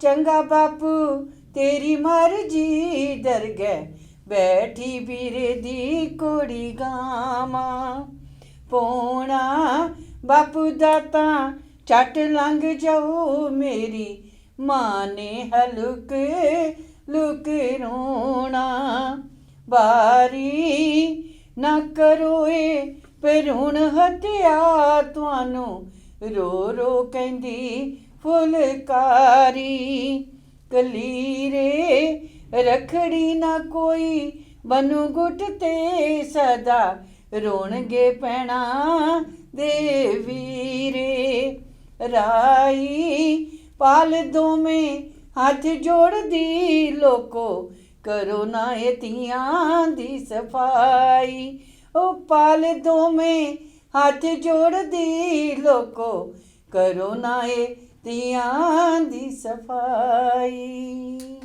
ਬਹੁਤ ਵਧੀਆ ਜੀ। ਬੜੀ ਇੱਕ ਜਿਹੜੀ ਕੁੱਖ 'ਚ ਜਿਹੜੀ ਧੀ ਮਾਰੀ ਜਾ ਰਹੀ ਹੈ ਉਹਦੇ ਜਜ਼ਬਾਤਾਂ ਨੂੰ ਤੁਸੀਂ ਜਿਹੜਾ ਸਾਹਮਣੇ ਰੱਖਿਆ, ਅੰਦਰ ਨੂੰ ਝੰਜੋੜਨ ਵਾਲੀ ਕਵਿਤਾ ਹੈ। ਪਰ ਇਹ ਅਕਸਰ ਅਸੀਂ ਦੇਖਦੇ ਹਾਂ ਪਰਿਵਾਰਾਂ ਦੇ ਵਿੱਚ, ਬਿਲਕੁਲ ਸਮਾਜ ਦੇ ਵਿੱਚ ਲੋਕ ਕਹਿੰਦੇ ਅਸੀਂ ਧੀ ਜੰਮ ਤਾਂ ਲਈਏ ਜੀ, ਪਰ ਦਾਜ ਇੱਕ ਵੱਡੀ ਅਲਾਮਤ ਹੈ, ਉਹਨੂੰ ਵਿਆਹੁਣ ਦੇ ਲਈ ਇੰਨੇ ਪੈਸੇ ਕਿੱਥੋਂ ਲਿਆਵਾਂਗੇ, ਇਹ ਵੀ ਇੱਕ ਵੱਡਾ ਕਾਰਨ ਤੁਸੀਂ ਮੰਨਦੇ ਹੋ? ਬਿਲਕੁਲ ਬਹੁਤ ਵੱਡਾ ਜੀ। ਇੱਕ ਭਰੂਣ ਹੱਤਿਆ ਤੇ ਇੱਕ ਦਾਜ ਦੀ ਸਮੱਸਿਆ ਇੱਕ ਕੋਹੜ ਦੀ ਬਿਮਾਰੀ ਵਾਂਗੂ ਸਾਨੂੰ ਚੰਬੜੀ ਹੋਈ ਆ, ਜਿਹਦੇ ਤੋਂ ਅਸੀਂ ਨਿਕਲ ਨਹੀਂ ਪਾ ਰਹੇ। ਠੀਕ ਹੈ, ਪੁਰਾਣੇ ਸਮੇਂ ਦੇ ਵਿੱਚ ਧੀਆਂ ਨੂੰ ਮਾਰ ਦਿੱਤਾ ਜਾਂਦਾ ਸੀ, ਉਦੋਂ ਕੁੱਖ 'ਚ ਨਹੀਂ ਮਾਰਿਆ ਜਾਂਦਾ ਸੀ, ਉਦੋਂ ਜੰਮਦਿਆਂ ਨੂੰ ਮਾਰ ਦਿੱਤਾ ਜਾਂਦਾ ਸੀ। ਪਰ ਉਦੋਂ ਕੁਛ ਸਮਾਂ ਵੱਖਰਾ ਸੀ, ਕਿਉਂਕਿ ਉਦੋਂ ਸਮਰਾਟ ਜਿਹੜਾ ਸੀਗਾ ਮੁਗਲ ਰਾਜ ਸੀ ਜਾਂ ਕੁਛ ਰਾਜ ਸੀ, ਉਦੋਂ ਜਵਾਨ ਜਦੋਂ ਧੀਆਂ ਹੁੰਦੀਆਂ ਸੀ ਤੇ ਉਹਨਾਂ ਦੇ ਬਹੁਤ ਜਦੋਂ ਵਿਆਹ ਵੀ ਹੋਣੇ ਜਾਂ ਜੰਗ ਜਵਾਨ ਬੱਚੀਆਂ ਨੂੰ ਚੁੱਕ ਲਿਆ ਜਾਂਦਾ ਸੀਗਾ, ਜਬਰ ਜਨਾਹ ਵੀ ਬਹੁਤ ਹੁੰਦਾ ਸੀਗਾ। ਤੇ ਇੱਥੇ ਆਪ ਭਲੀ ਪ੍ਰਕਾਰ ਜਾਣਦੇ ਹੀ ਹੋ ਕਿ ਜਦੋਂ ਉਦੋਂ ਮਹਾਰਾਜਾ ਰਣਜੀਤ ਸਿੰਘ ਦੇ ਮਾਤਾ ਰਾਜ ਕੌਰ ਜਿਹੜੇ ਵੱਡੇ ਰੁੱਖੇ ਸਰਦਾਰਾਂ ਦੀ ਧੀ ਸੀਗੀ, ਤਾਂ ਜਦੋਂ ਕੋਈ ਉਹਨਾਂ ਨੇ ਜਦੋਂ ਮਾਤਾ ਰਾਜ ਕੌਰ ਦਾ ਜਨਮ ਹੋਇਆ ਸੀ ਤੇ ਉਹਨਾਂ ਨੇ ਘੜੇ 'ਚ ਪਾ ਕੇ ਤਾਂ ਵੱਡੇ ਰੁੱਖੇ ਦੇ ਸਰਦਾਰਾਂ ਨੇ ਉਹਨੂੰ ਦੱਬ ਦਿੱਤਾ ਸੀ। ਤਾਂ ਜਦੋਂ ਕੋਈ ਮਹਾਂਪੁਰਸ਼ ਉਹਨਾਂ ਦੇ ਘਰ ਪ੍ਰਸ਼ਾਦਾ ਛਕਣ ਆਏ ਤੇ ਉਹਨਾਂ ਨੇ ਕਿਹਾ ਕਿ ਮੈਂ ਪ੍ਰਸ਼ਾਦਾ ਨਹੀਂ ਛਕਣਾ, ਜਿਹੜੀ ਅੱਜ ਧੀ ਨੂੰ ਤੁਸੀਂ ਦੱਬ ਕੇ ਆਏ ਹੋ ਉਹਨੂੰ ਬਾਹਰ ਕੱਢ ਕੇ ਲਿਆਓ। ਤੇ ਉਹਨਾਂ ਨੇ ਜਦੋਂ ਉਸ ਉੱਥੇ ਘੜੇ ਦੇ ਵਿੱਚ ਦੇਖਿਆ ਤੇ ਉਹ ਬੱਚੀ ਜੀਂਦੀ ਸੀ। ਜਦੋਂ ਘਰੇ ਉਹਨੂੰ ਲੈ ਕੇ ਆਏ, ਉਹ ਕਹਿੰਦੇ ਤੁਸੀਂ ਧੀ ਨੂੰ ਕਦੀ ਵੀ ਇੱਦਾਂ ਨਹੀਂ ਕਿਸੇ ਨੂੰ ਵੀ ਮਾਰਨਾ। ਤੇ ਉਹ ਹੀ ਵੱਡੀ ਹੋ ਕੇ ਮਾਤਾ ਰਾਜ ਕੌਰ ਬਣੀ। ਤੇ ਜੇ ਅੱਜ ਉਹ ਨਾ ਹੁੰਦੇ ਤਾਂ ਮਹਾਰਾਜਾ ਰਣਜੀਤ ਸਿੰਘ ਕਿੱਥੋਂ ਹੁੰਦਾ, ਤਾਂ ਸਿੱਖ ਇਤਿਹਾਸ ਕਿੱਥੋਂ ਹੁੰਦਾ ਜੀ, ਸਿੱਖ ਰਾਜ ਦੀ ਸ਼ੁਰੂਆਤ ਕਿੱਥੋਂ ਹੁੰਦੀ। ਸੋ ਮੈਨੂੰ ਲੱਗਦਾ ਕਿ ਬਹੁਤ ਸਾਰੀਆਂ ਜਿਹੜੀਆਂ ਕੁੱਖ 'ਚ ਸਾਡੀਆਂ ਧੀਆਂ ਮਰ ਚੁੱਕੀਆਂ ਤੇ ਪਤਾ ਨਹੀਂ ਕਿੰਨੇ ਕਸੂਰਵੀਰ ਬਲੀ ਔਲੀਏ ਜਿਹੜੇ ਆ ਉਹਨਾਂ ਦੇ ਧੀਆਂ ਦੇ ਕੁੱਖਾਂ ਦੇ ਨਾਲ ਹੀ ਜਾ ਚੁੱਕੇ ਨੇ। ਸੋ ਇਹ ਜ਼ਰੂਰ ਆ, ਜਿੱਦਾਂ ਤੁਸੀਂ ਗੱਲ ਕਰਦੇ ਉਦੋਂ ਸਮੱਸਿਆ ਸੀ, ਪਰ ਹੁਣ ਉਦੋਂ ਤਾਂ ਜਦੋਂ ਕੁੜੀ ਨੇ ਜੰਮਣਾ ਹੀ ਤੇ ਉਦੋਂ ਹੀ ਉਹਨੂੰ ਅੱਕ ਚਵਾ ਦਿੱਤਾ ਜਾਂਦਾ ਸੀ, ਪੂਣੀ 'ਚ ਰੱਖ ਕੇ ਤੇ ਨਾਲ ਗੁੜ ਦੇਣਾ ਤੇ ਕਹਿਣਾ ਗੁੜ ਖਾਈ ਪੂਣੀ ਕੱਤੀ ਆਪ ਨਾ ਹੀ ਵੀਰ ਨੂੰ ਕੱਤੀ, ਤੇ ਤੂੰ ਵੀਰ ਨੂੰ ਜਾ ਕੇ ਭੇਜੀ। ਤੇ ਉਦੋਂ ਬਹੁਤੀ ਜਿਹੜਾ ਹੁੰਦਾ ਨਹੀਂ ਸੀਗਾ ਆਪਣੇ ਸਮੇਂ ਤੇ ਉਹ ਵੀ ਸੀ, ਪਰ ਅੱਜ ਜੇ ਕੁੜੀਆਂ ਨੂੰ ਆਉਣ ਵੀ ਦਿੰਦੇ ਆ, ਕਿਤੇ ਨਾ ਕਿਤੇ ਲੋਕਾਂ ਦੇ ਮਨਾਂ 'ਚ ਇਹ ਵੀ ਭਾਵਨਾ ਬਣੀ ਹੋਈ ਆ ਕਿ ਜਿਹੜੀ ਦਾਜ ਦੀ ਸਮੱਸਿਆ ਸਾਡੇ ਜਿਹੜੀ ਆ ਕੋਹੜ ਦੀ ਬਿਮਾਰੀ ਵਾਂਗੂ ਚੁੰਬੜੀ ਹੋਈ ਆ। ਮੈਂ ਇੱਥੇ ਇੱਕ ਗੱਲ ਜ਼ਰੂਰ ਤੁਹਾਨੂੰ ਇਹ ਮੈਂ ਕਹਿਣਾ ਚਾਹੁੰਦੀ ਹਾਂ ਕਿ ਜਿਹੜੀ ਦਾਜ ਦੀ ਸਮੱਸਿਆ ਹੈ ਛੋਟੀ ਹੁੰਦੀ ਕਿੱਥੇ ਤੱਕ ਪਹੁੰਚ ਗਈ ਆ, ਇਹਦੇ ਕਿਤੇ ਨਾ ਕਿਤੇ ਅਸੀਂ ਖੁਦ ਵੀ ਜ਼ਿੰਮੇਵਾਰ ਹਾਂ। ਕਿਉਂਕਿ ਜ਼ਿੰਮੇਵਾਰ ਇਸ ਕਰਕੇ ਅਸੀਂ ਖੁਦ ਹਾਂ ਕਿਉਂਕਿ ਇੱਕ ਤਾਂ ਰੀਸੋ ਰੀਸੀ ਜਿਹੜਾ ਲੋਕ ਦਿਖਾਵਾ ਉਹ ਵੀ ਕਿਤੇ ਨਾ ਕਿਤੇ ਸਾਨੂੰ ਜੀਣ ਨਹੀਂ ਦੇ ਰਿਹਾ ਕਿ ਅੱਜ ਉਸਨੇ ਇਸ ਪੈਲਸ ਵਿੱਚ ਕੀਤਾ ਤੇ ਮੈਂ ਇਹ ਤੋਂ ਵੱਡਾ ਕਰਕੇ ਦਿਖਾਉਣਾ। ਕਿਉਂਕਿ ਜਿਹੜੇ ਲੋਕੀ ਆਪਣੇ ਨੱਕ ਨੂੰ ਵੱਡਾ ਕਰਨ ਲਈ ਤੁਲੇ ਹੋਏ ਆ ਨਾ, ਕਿਤੇ ਨਾ ਕਿਤੇ ਇਹ ਜਿਹੜੀਆਂ ਚੀਜ਼ਾਂ ਆ ਇਹ ਵੀ ਅੱਗੇ ਲੈ ਕੇ ਇਹਨਾਂ ਨੂੰ ਜਾ ਰਹੇ ਆ। ਜਦੋਂ ਆਪਾਂ ਬਿਲਕੁਲ ਪੁਰਾਣੇ ਸਮੇਂ 'ਚ ਸਾਦੇ ਵਿਆਹ ਹੁੰਦੇ ਸੀ, ਕਦੀ ਅੰਗੇਜਮੈਂਟ ਨਹੀਂ ਅਰੇਂਜ ਮੈਰਿਜ ਹੁੰਦੀਆਂ ਸੀ, ਕਦੀ ਲਵ ਮੈਰਿਜ ਦਾ ਤਾਂ ਨਾਂ ਸੁਣਿਆ ਨਹੀਂ ਹੋਣਾ। ਇੱਕ ਮਾਪੇ ਵੀ ਨਹੀਂ ਕਦੀ ਦੇਖਦੇ ਸੀ, ਕਦੀ ਕੁੜੀ ਮੁੰਡੇ ਨੇ ਨਹੀਂ ਦੇਖਿਆ ਹੁੰਦਾ ਸੀ। ਸਾਡੇ ਦਾਦੇ ਬਾਬਿਆਂ ਦੇ ਕਿਤੇ ਵਿਆਹ ਏਦਾਂ ਹੋਏ ਸੀ, ਕੋਈ ਪਿੰਡ ਵਾਲੇ ਬੰਦਾ ਜਾ ਕੇ ਕਰਿਆ ਹੋਣਾ ਰਿਸ਼ਤਾ ਤੇ ਉਹਨੇ ਦੇਖਿਆ ਹੀ ਨਹੀਂ ਹੋਣਾ। ਪਰ ਦੇਖੋ ਅੱਜ ਕੱਲ ਉਹ ਵੀ ਸਾਰੀ ਜ਼ਿੰਦਗੀ ਕੱਟ ਲੈਂਦੇ ਸੀ, 100 ਸਾਲ ਦੇ ਬਜ਼ੁਰਗ ਆਪਣੀ ਜ਼ਿੰਦਗੀ ਕੱਢ ਲੈਂਦੇ, ਬਹੁਤ ਵਧੀਆ ਕੱਟ ਲੈਂਦੇ ਸੀ, ਵਧੀਆ ਕੱਢਦੇ ਸੀ। ਔਰ ਅੱਜ ਕੱਲ ਤਾਂ ਘਰਾਂ 'ਚ ਦੁਬਾਰਾ ਬਣ ਗਏ, ਉਹ ਕਦੀ ਘਰਾਂ 'ਚ ਦੁਬਾਰਾ ਵੀ ਨਹੀਂ ਹੋਣ ਦਿੰਦੇ ਸੀ। ਸਾਂਝਾ ਪਰਿਵਾਰ ਹੁੰਦਾ ਸੀ, ਪਰਿਵਾਰ ਇਕੱਠੇ ਰਹਿੰਦੇ ਬਿਲਕੁਲ, ਤੇ ਕਿੰਨੀ ਪਿਆਰ ਸੀ, ਕਿੰਨਾ ਮੁਹੱਬਤ ਸੀ। ਔਰ ਤਾਏ ਚਾਚੇ ਦੇ ਬੱਚਿਆਂ ਨੂੰ ਇਹ ਨਹੀਂ ਸੀ ਪਤਾ ਹੁੰਦਾ ਵੀ ਮੇਰਾ ਇਹ ਚਾਚਾ ਲੱਗਦਾ ਜਾਂ ਮੇਰਾ ਪਿਓ ਆ, ਹਨਾ। ਜੀ। ਕਿੰਨਾ ਇੱਕ ਪਿੰਡ ਦੇ ਵਿੱਚ ਵੀ, ਜਦੋਂ ਆਪਾਂ ਧੀਆਂ ਦੀ ਵੀ ਗੱਲ ਕਰਦੇ ਹਾਂ, ਜਦੋਂ ਕਿਸੇ ਬੱਚੀ ਦਾ ਵਿਆਹ ਹੁੰਦਾ ਸੀ ਨਾ ਪਿੰਡ 'ਚ, ਕਹਿੰਦੇ ਹੁੰਦੇ ਸੀ ਇਹ ਪਿੰਡ ਦੀ ਧੀ ਨਹੀਂ, ਸਾਡੀ ਧੀ ਦਾ ਵਿਆਹ ਆ। ਜੀ। ਉਦੋਂ ਸਾਰਾ ਪਿੰਡ ਇਕੱਠਾ ਹੋ ਕੇ ਕੁਛ ਨਾ ਕੁਛ ਇਕੱਠਾ ਕਰਕੇ ਲਿਆਉਂਦੇ ਹੁੰਦੇ ਸੀਗੇ। ਉਹ ਵਿਆਹ ਵੱਖਰੀ ਕਿਸਮ ਦੇ ਹੁੰਦੇ ਸੀਗੇ। ਪਰ ਅੱਜ ਕੱਲ੍ਹ ਤੇ ਜਿਹੜੀ ਸਾਡੀ ਦੌੜ ਲੱਗੀ ਹੋਈ ਆ, ਕਿਤੇ ਨਾ ਕਿਤੇ ਮੈਂ ਇਹ ਕਹਿੰਦੀ ਹਾਂ ਕਿ ਇਹਨੂੰ ਮੈਂ ਕਰਜ਼ੇ ਦੀ ਮਾਰ ਜਿਹੜੇ ਸਾਡੇ ਕਿਸਾਨ ਸਹਿ ਰਹੇ ਹਨ, ਜਾਂ ਕੋਈ ਵੀ ਸਹਿ ਰਿਹਾ ਇੱਥੇ ਪੰਜਾਬ ਦੇ ਵਿੱਚ, ਕਿਤੇ ਨਾ ਕਿਤੇ ਇੱਥੇ ਵਿੱਚ ਦਾਜ ਦੀ ਸਮੱਸਿਆ ਵਾਲਾ ਨੁਕਤਾ ਵੀ ਦਿਖਾਵਾ ਜ਼ਰੂਰ ਬਹੁਤ ਸ਼ਾਮਲ ਵੱਧ ਗਿਆ ਹੁੰਦਾ ਹੈਗਾ। ਕਿ ਉਹਨਾਂ ਉਹਦੇ ਕੋਲ ਹੁੰਦਾ ਹੀ ਨਹੀਂ ਹੈਗਾ। ਜਦੋਂ ਬਿੱਤੋਂ ਬਾਹਰ ਹੀ ਆਪਾਂ ਹੋ ਜਾਂਦੇ ਹਾਂ ਤੇ ਸਾਡੇ ਕੋਲ ਇੰਨਾ ਸਰਮਾਇਆ ਹੀ ਨਹੀਂ ਹੁੰਦਾ। ਸਰਮਾਇਆ ਨਾ ਹੋਣ ਕਰਕੇ ਵੀ ਅਸੀਂ ਜੇ ਮੋਟਰਸਾਈਕਲ ਆ ਤਾਂ ਅਗਲੇ ਨੂੰ ਕਾਰ ਦੇ ਰਹੇ ਹਾਂ। ਜੇ ਹੁਣ ਮੰਗ ਹੀ ਪਹਿਲਾਂ ਐਡੀ ਵੱਡੀ ਤੁਹਾਨੂੰ ਆ ਗਈ ਆ। ਮੈਂ ਤਾਂ ਅੱਜ ਕੱਲ੍ਹ ਆਪਣੇ ਦੇਖੋ ਜੀ, ਜਿਨ੍ਹਾਂ ਨੇ ਆਪਣੀ ਧੀ ਨੂੰ ਪੜ੍ਹਾ ਦਿੱਤਾ, ਡਿਗਰੀ ਕਰਾਤੀ, ਇੱਕ ਬਲੈਂਕ ਚੈੱਕ ਰੱਖ ਦਿੱਤਾ, ਠੀਕ ਹੈ, ਕਦੀ ਵੀ ਕੈਸ਼ ਕਰਾਉਣ ਜੀ, ਮਾਪਿਆਂ ਨੇ ਤਾਂ ਧੀ ਪਾਲ ਕੇ 20-25 ਸਾਲਾਂ ਦੀ ਕਰਕੇ ਤੇ ਬਗਾਨੇ ਘਰ ਤੋੜ ਦਿੱਤੀ ਹੈ। ਉਹਨੇ ਤਾਂ ਧੀ ਦਾ ਦਾਨ ਕਰ ਦਿੱਤਾ। ਪਰ ਉਹਨਾਂ ਨੇ ਕਦੀ ਸਹੁਰਿਆਂ ਨੇ ਇਹ ਨਹੀਂ ਸੋਚਿਆ ਕਿ 25 ਸਾਲ ਦੀ ਬੱਚੀ ਪਾਲ ਪੋਸ ਕੇ ਸਾਡੇ ਘਰ ਆ ਗਈ ਆ, ਜਿਹੜੀ ਕਿ ਆਪਣੇ ਮਾਪਿਆਂ ਨੂੰ 5 ਮਿੰਟ 'ਚ ਪਰਾਇਆ ਕਰਕੇ ਆ ਗਈ। ਸੋ ਇਹ ਬਹੁਤ ਬਹੁਤ ਵੱਡੀ ਗੱਲ ਆ ਜੀ। ਸੋ ਉਹਨਾਂ ਮਾਪਿਆਂ ਨੂੰ, ਸਗਾ ਤੇ ਸੱਸ ਸਹੁਰੇ ਨੂੰ ਤਾਂ ਉਸ ਲੜਕੀ ਦਾ, ਪੇਕਿਆਂ ਦਾ ਧੰਨਵਾਦ ਕਰਨਾ ਚਾਹੀਦਾ ਕਿ ਤੁਸੀਂ ਬੱਚੀ ਪੜ੍ਹਾ ਲਿਖਾ ਕੇ ਸਾਨੂੰ ਦਿੱਤੀ ਆ, ਸਾਨੂੰ ਨਹੀਂ ਕੁਝ ਵੀ ਚਾਹੀਦਾ। ਔਰ ਮੈਂ ਆਪਣੇ ਬੱਚਿਆਂ ਨੂੰ ਹਮੇਸ਼ਾ, ਚਾਹੇ ਮੁੰਡਾ ਕੁੜੀ ਆ, ਮੈਂ ਕਹਿੰਦੀ ਆ ਕਿ ਇਹ ਜ਼ਰੂਰ ਅੱਜ ਤੁਹਾਡੇ ਆਪਣੇ PTN 24 ਚੈਨਲ ਰਾਹੀਂ ਮੈਂ ਜ਼ਰੂਰ ਕਹਿਣਾ ਚਾਹੁੰਦੀ ਆ ਕਿ ਕਿਤੇ ਕੁੜੀ ਨੂੰ ਪਤਾ ਲੱਗੇ ਕਿ ਹਾਂ ਮੁੰਡੇ ਵਾਲੇ ਦਾਜ ਮੰਗ ਰਿਹਾ, ਕੁੜੀਆਂ ਪੜ੍ਹੀ ਲਿਖੀ ਕੁੜੀ ਆ, ਜਵਾਬ ਦੇ ਦੇ ਵੀ ਮੈਂ ਉੱਥੇ ਵਿਆਹ ਹੀ ਨਹੀਂ ਕਰਾਉਣਾ।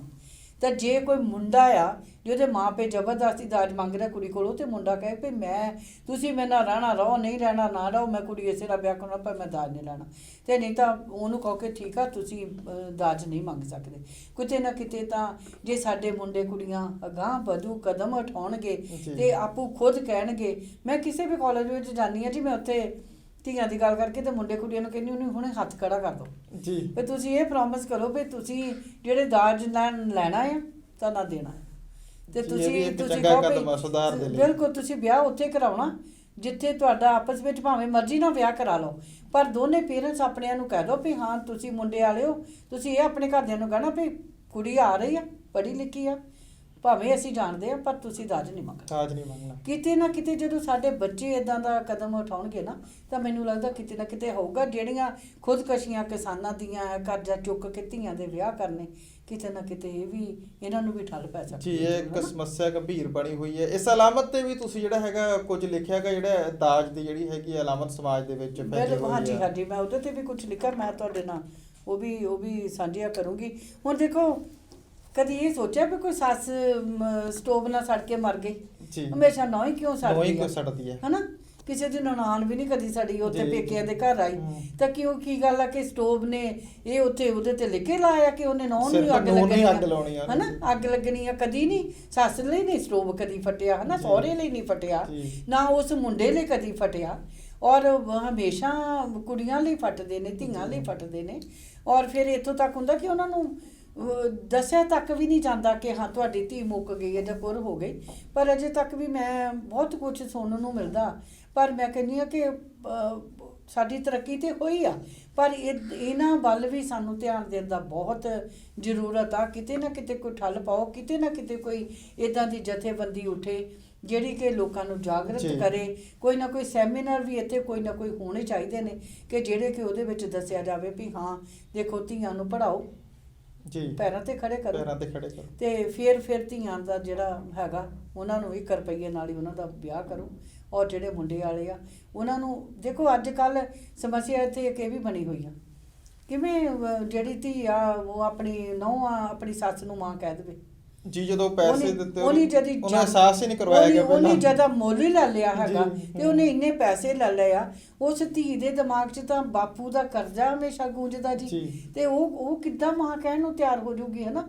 ਤੇ ਮਾਂ ਤਾਂ ਹੀ ਬਣ ਸਕਦੀ ਜੇ ਸੱਸ, ਧੀ ਤਾਂ ਹੀ ਬਣੂਗੀ ਨਾ ਜੇ ਸੱਸ ਵੀ ਉਹਨੂੰ ਮਾਂ ਵਰਗਾ ਪਿਆਰ ਦੇਊਗੀ। ਤਾਂ ਜੇ ਧੀ ਬਣਾ ਕੇ ਲਿਆਂਦੀ, ਬਿਲਕੁਲ, ਜੇ ਧੀ ਬਣਾ, ਕਿਤੇ ਨਾ ਕਿਤੇ ਇਹ ਵੀ ਆ ਕਿਉਂਕਿ ਉਹ ਕੁੜੀ ਦੇ ਦਿਮਾਗ ਤੇ ਜਦੋਂ ਅਸੀਂ ਇੱਕ ਵਾਰੀ ਜੀ ਮੰਗਣ ਤੇ ਦੇ ਦੇਵਾਂਗੇ ਕੋਈ ਚੀਜ਼, ਤੇ ਉਹ ਕਹਿਣਗੇ ਇਹਨਾਂ ਕੋਈ ਸਰਮਾਇਆ ਹੈਗਾ, 6 ਮਹੀਨਿਆਂ ਬਾਅਦ ਕੁਝ ਹੋਰ ਮੰਗ ਲੈਣਗੇ। ਤੇ ਜੇ ਆਪਾਂ ਪਹਿਲੀ ਗਲਤੀ ਤੇ ਹੀ ਉਹਨਾਂ ਨੂੰ ਕਹੀਏ ਕਿ ਆਪਾਂ ਕੁਝ ਵੀ ਨਹੀਂ ਦੇਣਾ, ਤੇ ਇਹਨੂੰ ਬੈਟਰ ਨਹੀਂ ਹੈਗਾ ਕਿ ਤੁਸੀਂ ਸਾਰੀ ਜ਼ਿੰਦਗੀ ਲਈ ਨਾ ਤੁਹਾਡੀ ਧੀ ਮਰੂਗੀ, ਨਾ ਤੁਸੀਂ ਕੋਈ ਤੁਹਾਨੂੰ ਆਉਣ ਵਾਲੇ ਸਮੇਂ ਦੇ ਵਿੱਚ ਕੋਈ ਨਾ ਕੋਈ ਮੁਸ਼ਕਲ ਆਊਗੀ, ਹੈ ਜੀ ਨਾ। ਜੀ ਸੋ ਤਾਂ ਕਰਕੇ ਰਲ ਮਿਲ ਕੇ ਹੀ ਸਭ ਨੂੰ ਕਰਨਾ ਪੈਣਾ ਹੈਗਾ। ਬਿਲਕੁਲ। ਨੌਜਵਾਨ ਜੇ ਐਫਰਟ ਕਰਨ, ਜਿਸ ਤਰ੍ਹਾਂ ਤੁਸੀਂ ਨੌਜਵਾਨਾਂ ਨੂੰ ਵੀ ਸੁਨੇਹਾ ਦੇ ਰਹੇ ਹੋ, ਬਿਲਕੁਲ। ਤਾਂ ਸ਼ਾਇਦ ਜਿਹੜਾ ਹੈਗਾ ਇਹ ਸੌਖਿਆ ਜਿਹੜਾ ਹੈਗਾ ਸੁਧਰ ਸਕਦਾ, ਇਸ ਅਲਾਮਤ ਤੋਂ ਜਿਹੜਾ ਪਿੱਛਾ ਛੁੱਟ ਸਕਦਾ ਹੈਗਾ। ਬਿਲਕੁਲ ਜੀ, ਬਿਲਕੁਲ ਜੀ, ਬਿਲਕੁਲ। ਜੀ। ਹਾਂਜੀ, ਤੇ ਮੈਂ ਹਮੇਸ਼ਾ ਇਹੋ ਹੀ ਕਹਿੰਦੀ ਹੁੰਦੀ, ਮੈਂ ਇੱਕ ਤੁਹਾਡੇ ਨਾਲ ਆਹ ਸਾਂਝੀਆਂ ਕਰਦੀਆਂ ਲਾਈਨਾਂ ਜੀ। ਜੀ ਸੱਸੇ ਬਾਬਲ ਮੇਰੇ ਸਭ ਕੁਝ ਤੇਰੇ ਘਰ ਵਿੱਚ ਪਾ ਦਿੱਤਾ, ਤੀਨ ਡੋਲੀ ਚਾੜਨ ਖਾਤਰ ਸਭ ਕੁਝ ਦਾਤੇ ਲਾ ਦਿੱਤਾ।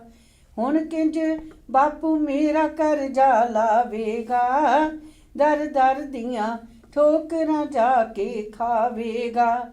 ਵੀਰਾ ਮੈਨੂੰ ਰੋਂਦੀ ਨੂੰ ਬਰਾ ਦਿੱਤਾ, ਸੱਸੇ ਮੇਰੇ ਬਾਬਲ ਸਭ ਕੁਝ ਤੇਰੇ ਘਰ ਵਿੱਚ ਪਾ ਦਿੱਤਾ।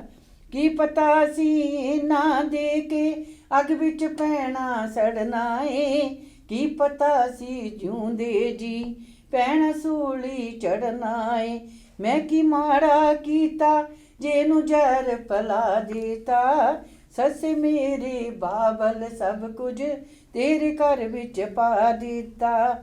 ਲੈ ਕੇ ਮੋਟਰਸਾਈਕਲ ਜਿੱਦ ਨਾ ਛੱਡੀ ਕਾਰ ਦੀ, ਬਸ ਕਰ ਹੱਦ ਹੋ ਗਈ ਹੁਣ ਮਾਰ ਦੀ। ਗਲ ਵਿੱਚੋਂ ਲਾ ਕੇ ਰਾਣੀ ਹਾਰ ਵੀ ਤੇਰੇ ਗਲ ਵਿੱਚ ਪਾ ਦਿੱਤਾ, ਸੱਸੇ ਮੇਰੇ ਬਾਬਲ ਸਭ ਕੁਝ ਤੇਰੇ ਘਰ ਵਿੱਚ ਪਾ ਦਿੱਤਾ। ਬਾਬਲ ਮੇਰੇ ਪੱਗ ਲਾ ਕੇ ਕਦਮਾਂ ਦੇ ਵਿੱਚ ਧਰ ਦਿੱਤੀ, ਮਾਰ ਕੇ ਠੇਡਾ ਉਹ ਵੀ ਪਾਸੇ ਕਰ ਦਿੱਤੀ। ਬਾਬਲ ਮੇਰੇ ਪੱਗ ਲਾ ਕੇ ਕਦਮਾਂ ਦੇ ਵਿੱਚ ਧਰ ਦਿੱਤੀ, ਮਾਰ ਕੇ ਠੇਡਾ ਉਹ ਵੀ ਪਾਸੇ ਕਰ ਦਿੱਤੀ। ਜੋ ਕੁਝ ਬਚਿਆ ਪੂੰਜੀ ਖਾਤਾ ਉਹ ਵੀ ਹੱਥ ਫੜਾ ਦਿੱਤਾ, ਸੱਸੇ ਮੇਰੇ ਬਾਬਲ ਸਭ ਕੁਝ ਤੇਰੇ ਘਰ ਵਿੱਚ ਪਾ ਦਿੱਤਾ। ਤੀਨ ਡੋਲੀ ਚਾੜਨ ਖਾਤਰ ਸਭ ਕੁਝ ਦਾਤੇ ਲਾ ਦਿੱਤਾ, ਸੱਸੇ ਮੇਰੇ ਬਾਬਲ ਤੇਰੇ ਘਰ ਵਿੱਚ ਸਭ ਕੁਝ ਪਾ ਦਿੱਤਾ, ਸੱਸੇ ਮੇਰੇ ਬਾਬਲ। ਬਹੁਤ ਖੂਬ ਜੀ। ਇਹਦੇ ਜ਼ਰੀਏ ਤੁਸੀਂ ਇੱਕ ਜਿਹੜੀ ਸਮਾਜ ਦੀ ਸੱਚਾਈ ਹੈਗੀ ਉਹ ਇੱਕ ਸਾਹਮਣੇ ਲੈ ਕੇ ਆਂਦੀ ਹੈ, ਇੱਕ ਨੂੰਹ ਦੇ ਉਹਦੇ ਜਜ਼ਬਾਤ ਜਿਹੜੇ ਹੈਗੇ ਸਾਹਮਣੇ ਲੈ ਕੇ ਆਂਦੀ ਹੈ, ਜਿਹੜੀ ਕਿ ਉਹਦੇ ਬਾਪ ਵੱਲੋਂ ਕਰਜ਼ਾ ਚੱਕ ਕੇ ਜਿਹੜਾ ਦਾਜ ਦੇ ਕੇ ਵਿਆਹੀ ਗਈ ਸੀ, ਉਹ ਸਭ ਕੁਝ ਦੇਖ ਰਹੀ ਹੈ। ਹਾਲਾਂਕਿ ਦੇਖੋ ਮੈਂ ਫਿਰ ਵੀ ਦੇਖੋ ਕਿਤੇ ਨਾ ਕਿਤੇ ਕੰਪਰੋਮਾਈਜ਼ ਕਰਨ ਦੀ ਕੋਸ਼ਿਸ਼ ਕਰਦੇ ਹਨਾ ਜੀ। ਜਦੋਂ ਧੀ ਦੀ ਤਾਂ ਕਿਤੇ ਨਾ ਕਿਤੇ ਸਹੁਰਿਆਂ 'ਚ ਕੋਈ ਅਣਬਣ ਹੋ ਜਾਂਦੀ ਆ, ਤੇ ਫਿਰ ਵੀ ਕਿਤੇ ਮਾਪੇ ਕਹਿੰਦੇ ਕਿ ਅਸੀਂ ਮਿਹਨਤੀ ਕਰ ਲੈਂਦੇ ਆ, ਜਾ ਕੇ ਅਸੀਂ ਝੁਕ ਜਾਂਦੇ, ਅਸੀਂ ਧੀਆਂ ਦੇ ਮਾਪੇ ਆ ਕਿ ਇਹਨਾਂ ਦੇ ਵਿੱਚ ਕੋਈ ਮਨ ਮਟਾਪ ਨਾ ਹੋਵੇ, ਇਹਨਾਂ ਦੀ ਜ਼ਿੰਦਗੀ ਸੁਖੀ ਬਸੇ। ਔਰ ਧੀਆਂ ਦੇ ਮਾਪੇ ਜਿਹੜੇ ਆਪਣੇ ਆਪ ਨੂੰ ਹਮੇਸ਼ਾ ਹੀ ਨੀਵਾਂ ਮਹਿਸੂਸ ਕਰਦੇ, ਪਰ ਮੈਂ ਇੱਥੇ ਇਹ ਕਹਿਣਾ ਚਾਹੁੰਦੀ ਹਾਂ ਕਿ ਤੁਹਾਨੂੰ ਕਦੀ ਵੀ ਨੀਵਾਂ ਨਹੀਂ ਮਹਿਸੂਸ ਕਰਨਾ ਚਾਹੀਦਾ, ਕਦੀ ਨਹੀਂ ਚਾਹੀਦਾ, ਕਿਉਂਕਿ ਤੁਸੀਂ ਇੱਕ ਧੀ ਦਿੱਤੀ ਆ। ਕਹਿੰਦੇ ਹੁੰਦੇ ਜਦੋਂ ਸਿਆਣੇ ਕਹਿੰਦੇ ਹੁੰਦੇ ਸੀ ਧੀ ਦਾ ਦਾਨ ਜਿਹੜਾ ਬਹੁਤ ਉੱਤਮ ਦਾਨ ਆ ਜੀ। ਕਹਿੰਦੇ ਹੁੰਦੇ ਕਿ ਇੱਕ ਜਿਹੜਾ ਸਹੁਰਾ ਨਾ ਉਹ ਭਿਖਾਰੀ ਬਣ ਕੇ ਇੱਕ ਰਾਜੇ ਦੇ ਘਰੋਂ ਧੀ ਨੂੰ ਮੰਗਣ ਆਉਂਦਾ, ਜਿਹੜਾ ਕਿ ਆਪਣੀ ਝੋਲੀ 'ਚ ਪਵਾ ਕੇ ਲਿਆਉਂਦਾ, ਕਿਉਂਕਿ ਸਭ ਤੋਂ ਵੱਡਾ ਦਾਨ, ਉੱਤਮ ਦਾਨ, ਦਾਨਾਂ 'ਚੋਂ ਦਾਨ ਇੱਕ ਧੀ ਦਾ ਦਾਨ ਸਮਝਿਆ ਜਾਂਦਾ। ਤੇ ਜਦੋਂ ਜੇ ਕਿਤੇ ਉਹ ਗੱਲ ਨੂੰ ਉਹ ਆਪਣੇ ਮਨ ਵਿੱਚ ਰੱਖੇ ਤਾਂ ਮੈਨੂੰ ਲੱਗਦਾ ਕਿਸੇ ਦੀ ਸਾਡੇ ਸਮਾਜ ਦੀ ਧੀ ਕਦੀ ਸੜੇ ਨਾ, ਕਦੀ ਮਰੇ ਨਾ, ਕਦੀ ਵੀ ਉਹਨੂੰ ਐਦਾਂ ਦੀਆਂ ਠੋਕਰਾਂ ਨਾ ਖਾਣੀਆਂ ਪੈਣ। ਕਈ ਵਾਰੀ ਤੁਹਾਨੂੰ ਪਤਾ ਧੀਆਂ ਤਾਂ ਵਿਚਾਰੀਆਂ ਮਾਰ ਕੁੱਟ ਵੀ ਖਾ ਲੈਂਦੀਆਂ ਸਾਰੇ ਜੀ, ਪਰਿਵਾਰ ਆਪਾਂ ਦੀ, ਸੁਣਦੀਆਂ ਪਰਿਵਾਰਾਂ ਚ ਅਕਸਰ ਹੀ ਪਰ ਇਹ ਉਹ ਸਾਹਮਣੇ ਕਦੀ ਵੀ ਆਪਣੇ ਮਾਪਿਆਂ ਨੂੰ ਵੀ ਨਹੀਂ ਜਾ ਕੇ ਦੱਸਦੀਆਂ, ਜੀ। ਕਦੀ ਨਹੀਂ ਦੱਸਦੀਆਂ ਵੀ ਮੇਰੇ ਘਰ ਵਿੱਚ ਲੜਾਈ ਆ, ਮੇਰੀ ਮਾਂ ਦਾ ਕੀ ਹਾਲ ਹੋਊਗਾ, ਮੇਰੇ ਬਾਪ ਦਾ ਕੀ ਹਾਲ ਹੋਊਗਾ। ਜਿਹੜੀਆਂ ਧੀਆਂ ਉਹ ਤਾਂ ਹਮੇਸ਼ਾ ਪਰਦੇ ਪਾਉਣ ਨੂੰ ਜੰਮੀਆਂ ਜੀ, ਹਮੇਸ਼ਾ ਆਪਣੇ ਦੁੱਖਾਂ ਸੁੱਖਾਂ 'ਤੇ ਵੀ ਪਰਦੇ ਪਾ ਲੈਂਦੀਆਂ। ਤੇ ਜੇ ਕਿਤੇ ਬਾਪੂ ਆ ਵੀ ਜਾਵੇ ਧੀ ਨੂੰ ਮਿਲਣ ਤਾਂ ਭਾਵੇਂ ਕੁੱਟ ਖਾ ਕੇ ਹਟੀ ਹੋਵੇ, ਪਰ ਕਦੀ ਉਸ ਧੀ ਨੇ ਨਹੀਂ ਕਹਿਣਾ ਕਿ ਮੇਰਾ ਘਰ ਵਿੱਚ ਕੀ ਹਾਲ ਆ। ਉਹਨੇ ਫਿਰ ਵੀ ਬਾਪੂ ਨੂੰ ਉੱਦਾਂ ਦਾ ਘਰ ਵਿੱਚ ਹੀ ਦਿਖਾ ਦੇਣਾ ਕਿ ਬਾਪੂ ਮੈਂ ਬੜੀ ਖੁਸ਼ ਹਾਂ ਆਪਣੇ ਘਰ ਵਿੱਚ। ਕਿ ਇੱਦਾਂ ਦੀਆਂ ਇੱਕ ਨਾ ਪਰਮਾਤਮਾ ਨੇ ਜਿਹੜਾ ਸਹਿਣ ਸ਼ਕਤੀ ਜਿਹੜੀ ਹੈਗੀ ਆ ਇੱਕ ਧੀ ਨੂੰ, ਇੱਕ ਕੁੜੀਆਂ ਨੂੰ, ਇੱਕ ਔਰਤ ਨੂੰ ਹੀ ਪਾਈ ਹੈਗੀ ਆ, ਜੀ। ਦਿੱਤੀ ਹੈਗੀ ਆ। ਇੱਕ ਬਹੁਤ ਵੱਡਾ ਗੁਣ ਪਾ ਕੇ ਉਹਨੇ ਪਰਮਾਤਮਾ ਨੇ ਭੇਜਿਆ, ਜਿਹੜਾ ਸਹਿਣਸ਼ੀਲਤਾ ਵਾਲਾ ਗੁਣ ਆ, ਕਿ ਹਮੇਸ਼ਾ ਉਹ ਬਹੁਤ ਕੁਛ ਜਿਹੜੀ ਜੰਮਣ ਪੀਣਾ ਤੋਂ ਲੈ ਕੇ ਆਪਣੀ ਜ਼ਿੰਦਗੀ ਦੇ ਨਿਭਾ ਤੱਕ ਔਰਤ ਬਹੁਤ ਕੁਛ ਸਹਿੰਦੀ ਆ ਆਪਣੀ ਜ਼ਿੰਦਗੀ ਦੇ ਜੀ, ਵਿੱਚ। ਸਾਰਾ ਕੁਝ ਚੱਲਦੇ ਹੋਏ ਆਪਣਾ ਪਰਿਵਾਰ ਜਿਹੜਾ ਹੈਗਾ ਉਹ ਸੰਭਾਲ ਕੇ ਰੱਖਦੀ ਹੈ ਪੂਰੀ ਬਿਲਕੁਲ ਤਰ੍ਹਾਂ। ਜੀ, ਬਿਲਕੁਲ ਜੀ, ਇਹ ਆਪਾਂ ਸਮਾਜ ਦੀਆਂ ਜਿਹੜੀਆਂ ਅਲਾਮਤਾਂ ਦੇ ਤੁਸੀਂ ਬਹੁਤ ਕੁਝ ਲਿਖਿਆ ਹੈ। ਪਰ ਜੇਕਰ ਪੰਜਾਬੀ ਆਪਾਂ ਭਾਸ਼ਾ ਦੀ ਗੱਲ ਕਰੀਏ ਹੁਣ, ਜੀ, ਕਿ ਪੂਰੇ ਸੰਸਾਰ ਦੇ ਵਿੱਚ ਛੋਟੇ ਛੋਟੇ ਪੰਜਾਬ ਬਣੇ ਹੋਏ ਨੇ। ਇੱਕ ਬਿਲਕੁਲ। ਅਮਰੀਕਾ ਦੇ ਵਿੱਚ, ਆਸਟ੍ਰੇਲੀਆ ਦੇ ਵਿੱਚ ਹੈ, ਬਿਲਕੁਲ। ਕੈਨੇਡਾ ਦੇ ਵਿੱਚ ਹੈ, ਇੰਗਲੈਂਡ ਦੇ ਵਿੱਚ ਹੈ। ਬਿਲਕੁਲ। ਤਾਂ ਕੈਨੇਡਾ ਦੇ ਵਿੱਚ ਇਹ ਮੰਨਿਆ ਜਾਂਦਾ ਹੈ ਕਿ ਬਾਹਰਲੇ ਪੰਜਾਬੀ ਜਿਹੜੇ ਹੈਗੇ ਨੇ, ਵਿਦੇਸ਼ਾਂ 'ਚ ਰਹਿੰਦੇ ਨੇ, ਉਹ ਮਾਂ ਬੋਲੀ ਲਈ ਜ਼ਿਆਦਾ ਸੁਹਿਰਦ ਨੇ ਇੱਥੋਂ ਵਾਲੇ ਪੰਜਾਬ ਨਾਲੋਂ। ਬਿਲਕੁਲ ਤੁਸੀਂ ਤਾਂ ਕਿਹੜੀਆਂ ਸੰਸਥਾਵਾਂ ਉੱਥੇ ਕੰਮ ਕਰਦੀਆਂ ਨੇ ਪੰਜਾਬੀ ਭਾਸ਼ਾ ਦੇ ਲਈ, ਤੇ ਤੁਸੀਂ ਨਿੱਜੀ ਤੌਰ ਤੇ ਪੰਜਾਬੀ ਭਾਸ਼ਾ ਦੇ ਲਈ ਕੀ ਕਰਦੇ? ਤੁਸੀਂ ਅਧਿਆਪਕ ਵੀ ਹੋ ਇਸ ਹਾਂਜੀ, ਪੰਜਾਬੀ ਮਾਂ ਬਿਲਕੁਲ, ਬੋਲੀ ਬਿਲਕੁਲ ਦੇ, ਜੀ। ਤਾਂ ਕੀ ਕਦਮ ਪੁੱਟੇ ਜਾਂਦੇ ਨੇ? ਮੈਂ ਤਾਂ ਕਹਿੰਦੀ ਕਿ ਸਾਡਾ ਬ੍ਰਹਮਪੁਰ ਤਾਂ ਹੁਣ ਮਿਨੀ ਪੰਜਾਬੀ ਬਣ ਗਿਆ ਜੀ, ਲੱਗਦਾ ਕਾਫੀ ਇੱਥੋਂ ਸਟੂਡੈਂਟ ਵੀ ਰਖਤ ਕੇ ਜਾ ਰਹੇ ਆ। ਪਰ ਮੈਂ ਕਹਿੰਦੀ ਕਿ ਜਿੰਨੇ ਬਾਹਰਲੇ ਵਿਦੇਸ਼ਾਂ 'ਚ ਬੈਠੇ ਆਪਣੀ ਪੰਜਾਬੀ ਮਾਂ ਬੋਲੀ ਲਈ ਅਸੀਂ ਸੁਹਿਰਦ ਹਾਂ, ਮੈਨੂੰ ਤਾਂ ਲੱਗਦਾ ਅਸੀਂ ਆਪਣੀ ਪੰਜਾਬ ਦੀ ਧਰਤੀ ਤੇ ਵੀ ਇੰਨੇ ਸੁਹਿਰਦ ਨਹੀਂ ਹੈਗੇ ਅੱਜ ਕੱਲ੍ਹ ਜੀ। ਇਹਦੇ ਵਿੱਚ ਕੋਈ ਵੀ ਜਿਹੜੇ ਦਰਸ਼ਕ ਸਰੋਤੇ ਇਸ ਗੱਲ ਨੂੰ ਗੁੱਸਾ ਨਾ ਕਰਨ ਮੇਰੀ ਗੱਲ ਨੂੰ, ਪਰ ਸੱਚ ਹਮੇਸ਼ਾ ਕੜਵਾ ਹੀ ਲੱਗਦਾ ਹੁੰਦਾ, ਔਰ ਕਹਿਣ ਤੋਂ ਮੈਂ ਕਦੀ ਸੰਕੋਚ ਵੀ ਨਹੀਂ ਕਰਦੀ। ਔਰ ਮੈਂ ਇਹ ਕਹਿਣਾ ਚਾਹੁੰਦੀ ਹਾਂ ਕਿ ਅਸੀਂ ਜਿਹੜੇ ਆਪਣੇ ਮਾਂ ਬੋਲੀ ਪੰਜਾਬੀ ਨਾਲ ਇਸ ਕਰਕੇ ਜੁੜੇ ਹੋਏ ਹਾਂ ਕਿ ਅਸੀਂ ਆਪਣੀ ਆਉਣ ਵਾਲੀ ਜਿਹੜੀ ਪਨੀਰੀ ਆ, ਸਾਡੇ ਬੱਚੇ ਆ ਜੀ, ਅਸੀਂ ਨਹੀਂ ਜੁੜਨਾ ਤੇ ਕੌਣ ਜੁੜੂਗਾ ਜੀ ਆਉਣ ਵਾਲੇ ਪਨੀਰੀ। ਮੈਂ ਤੁਹਾਨੂੰ ਦੱਸਣਾ ਚਾਹੁੰਦੀ ਕਿ ਅਸੀਂ ਬੜੇ ਮਾਣ ਨਾਲ ਪੰਜਾਬੀ ਉੱਥੇ ਸਾਡੇ ਪੜ੍ਹਾਈ ਜਾਂਦੀ ਆ। ਮੈਂ 27 ਸਾਲ ਤੋਂ ਉੱਥੇ ਪੰਜਾਬੀ ਪੜ੍ਹਾ ਰਹੀ ਹਾਂ। ਮੈਂ ਅੰਟਾਰੀਓ ਸਰਟੀਫਾਈਡ ਟੀਚਰ ਆ।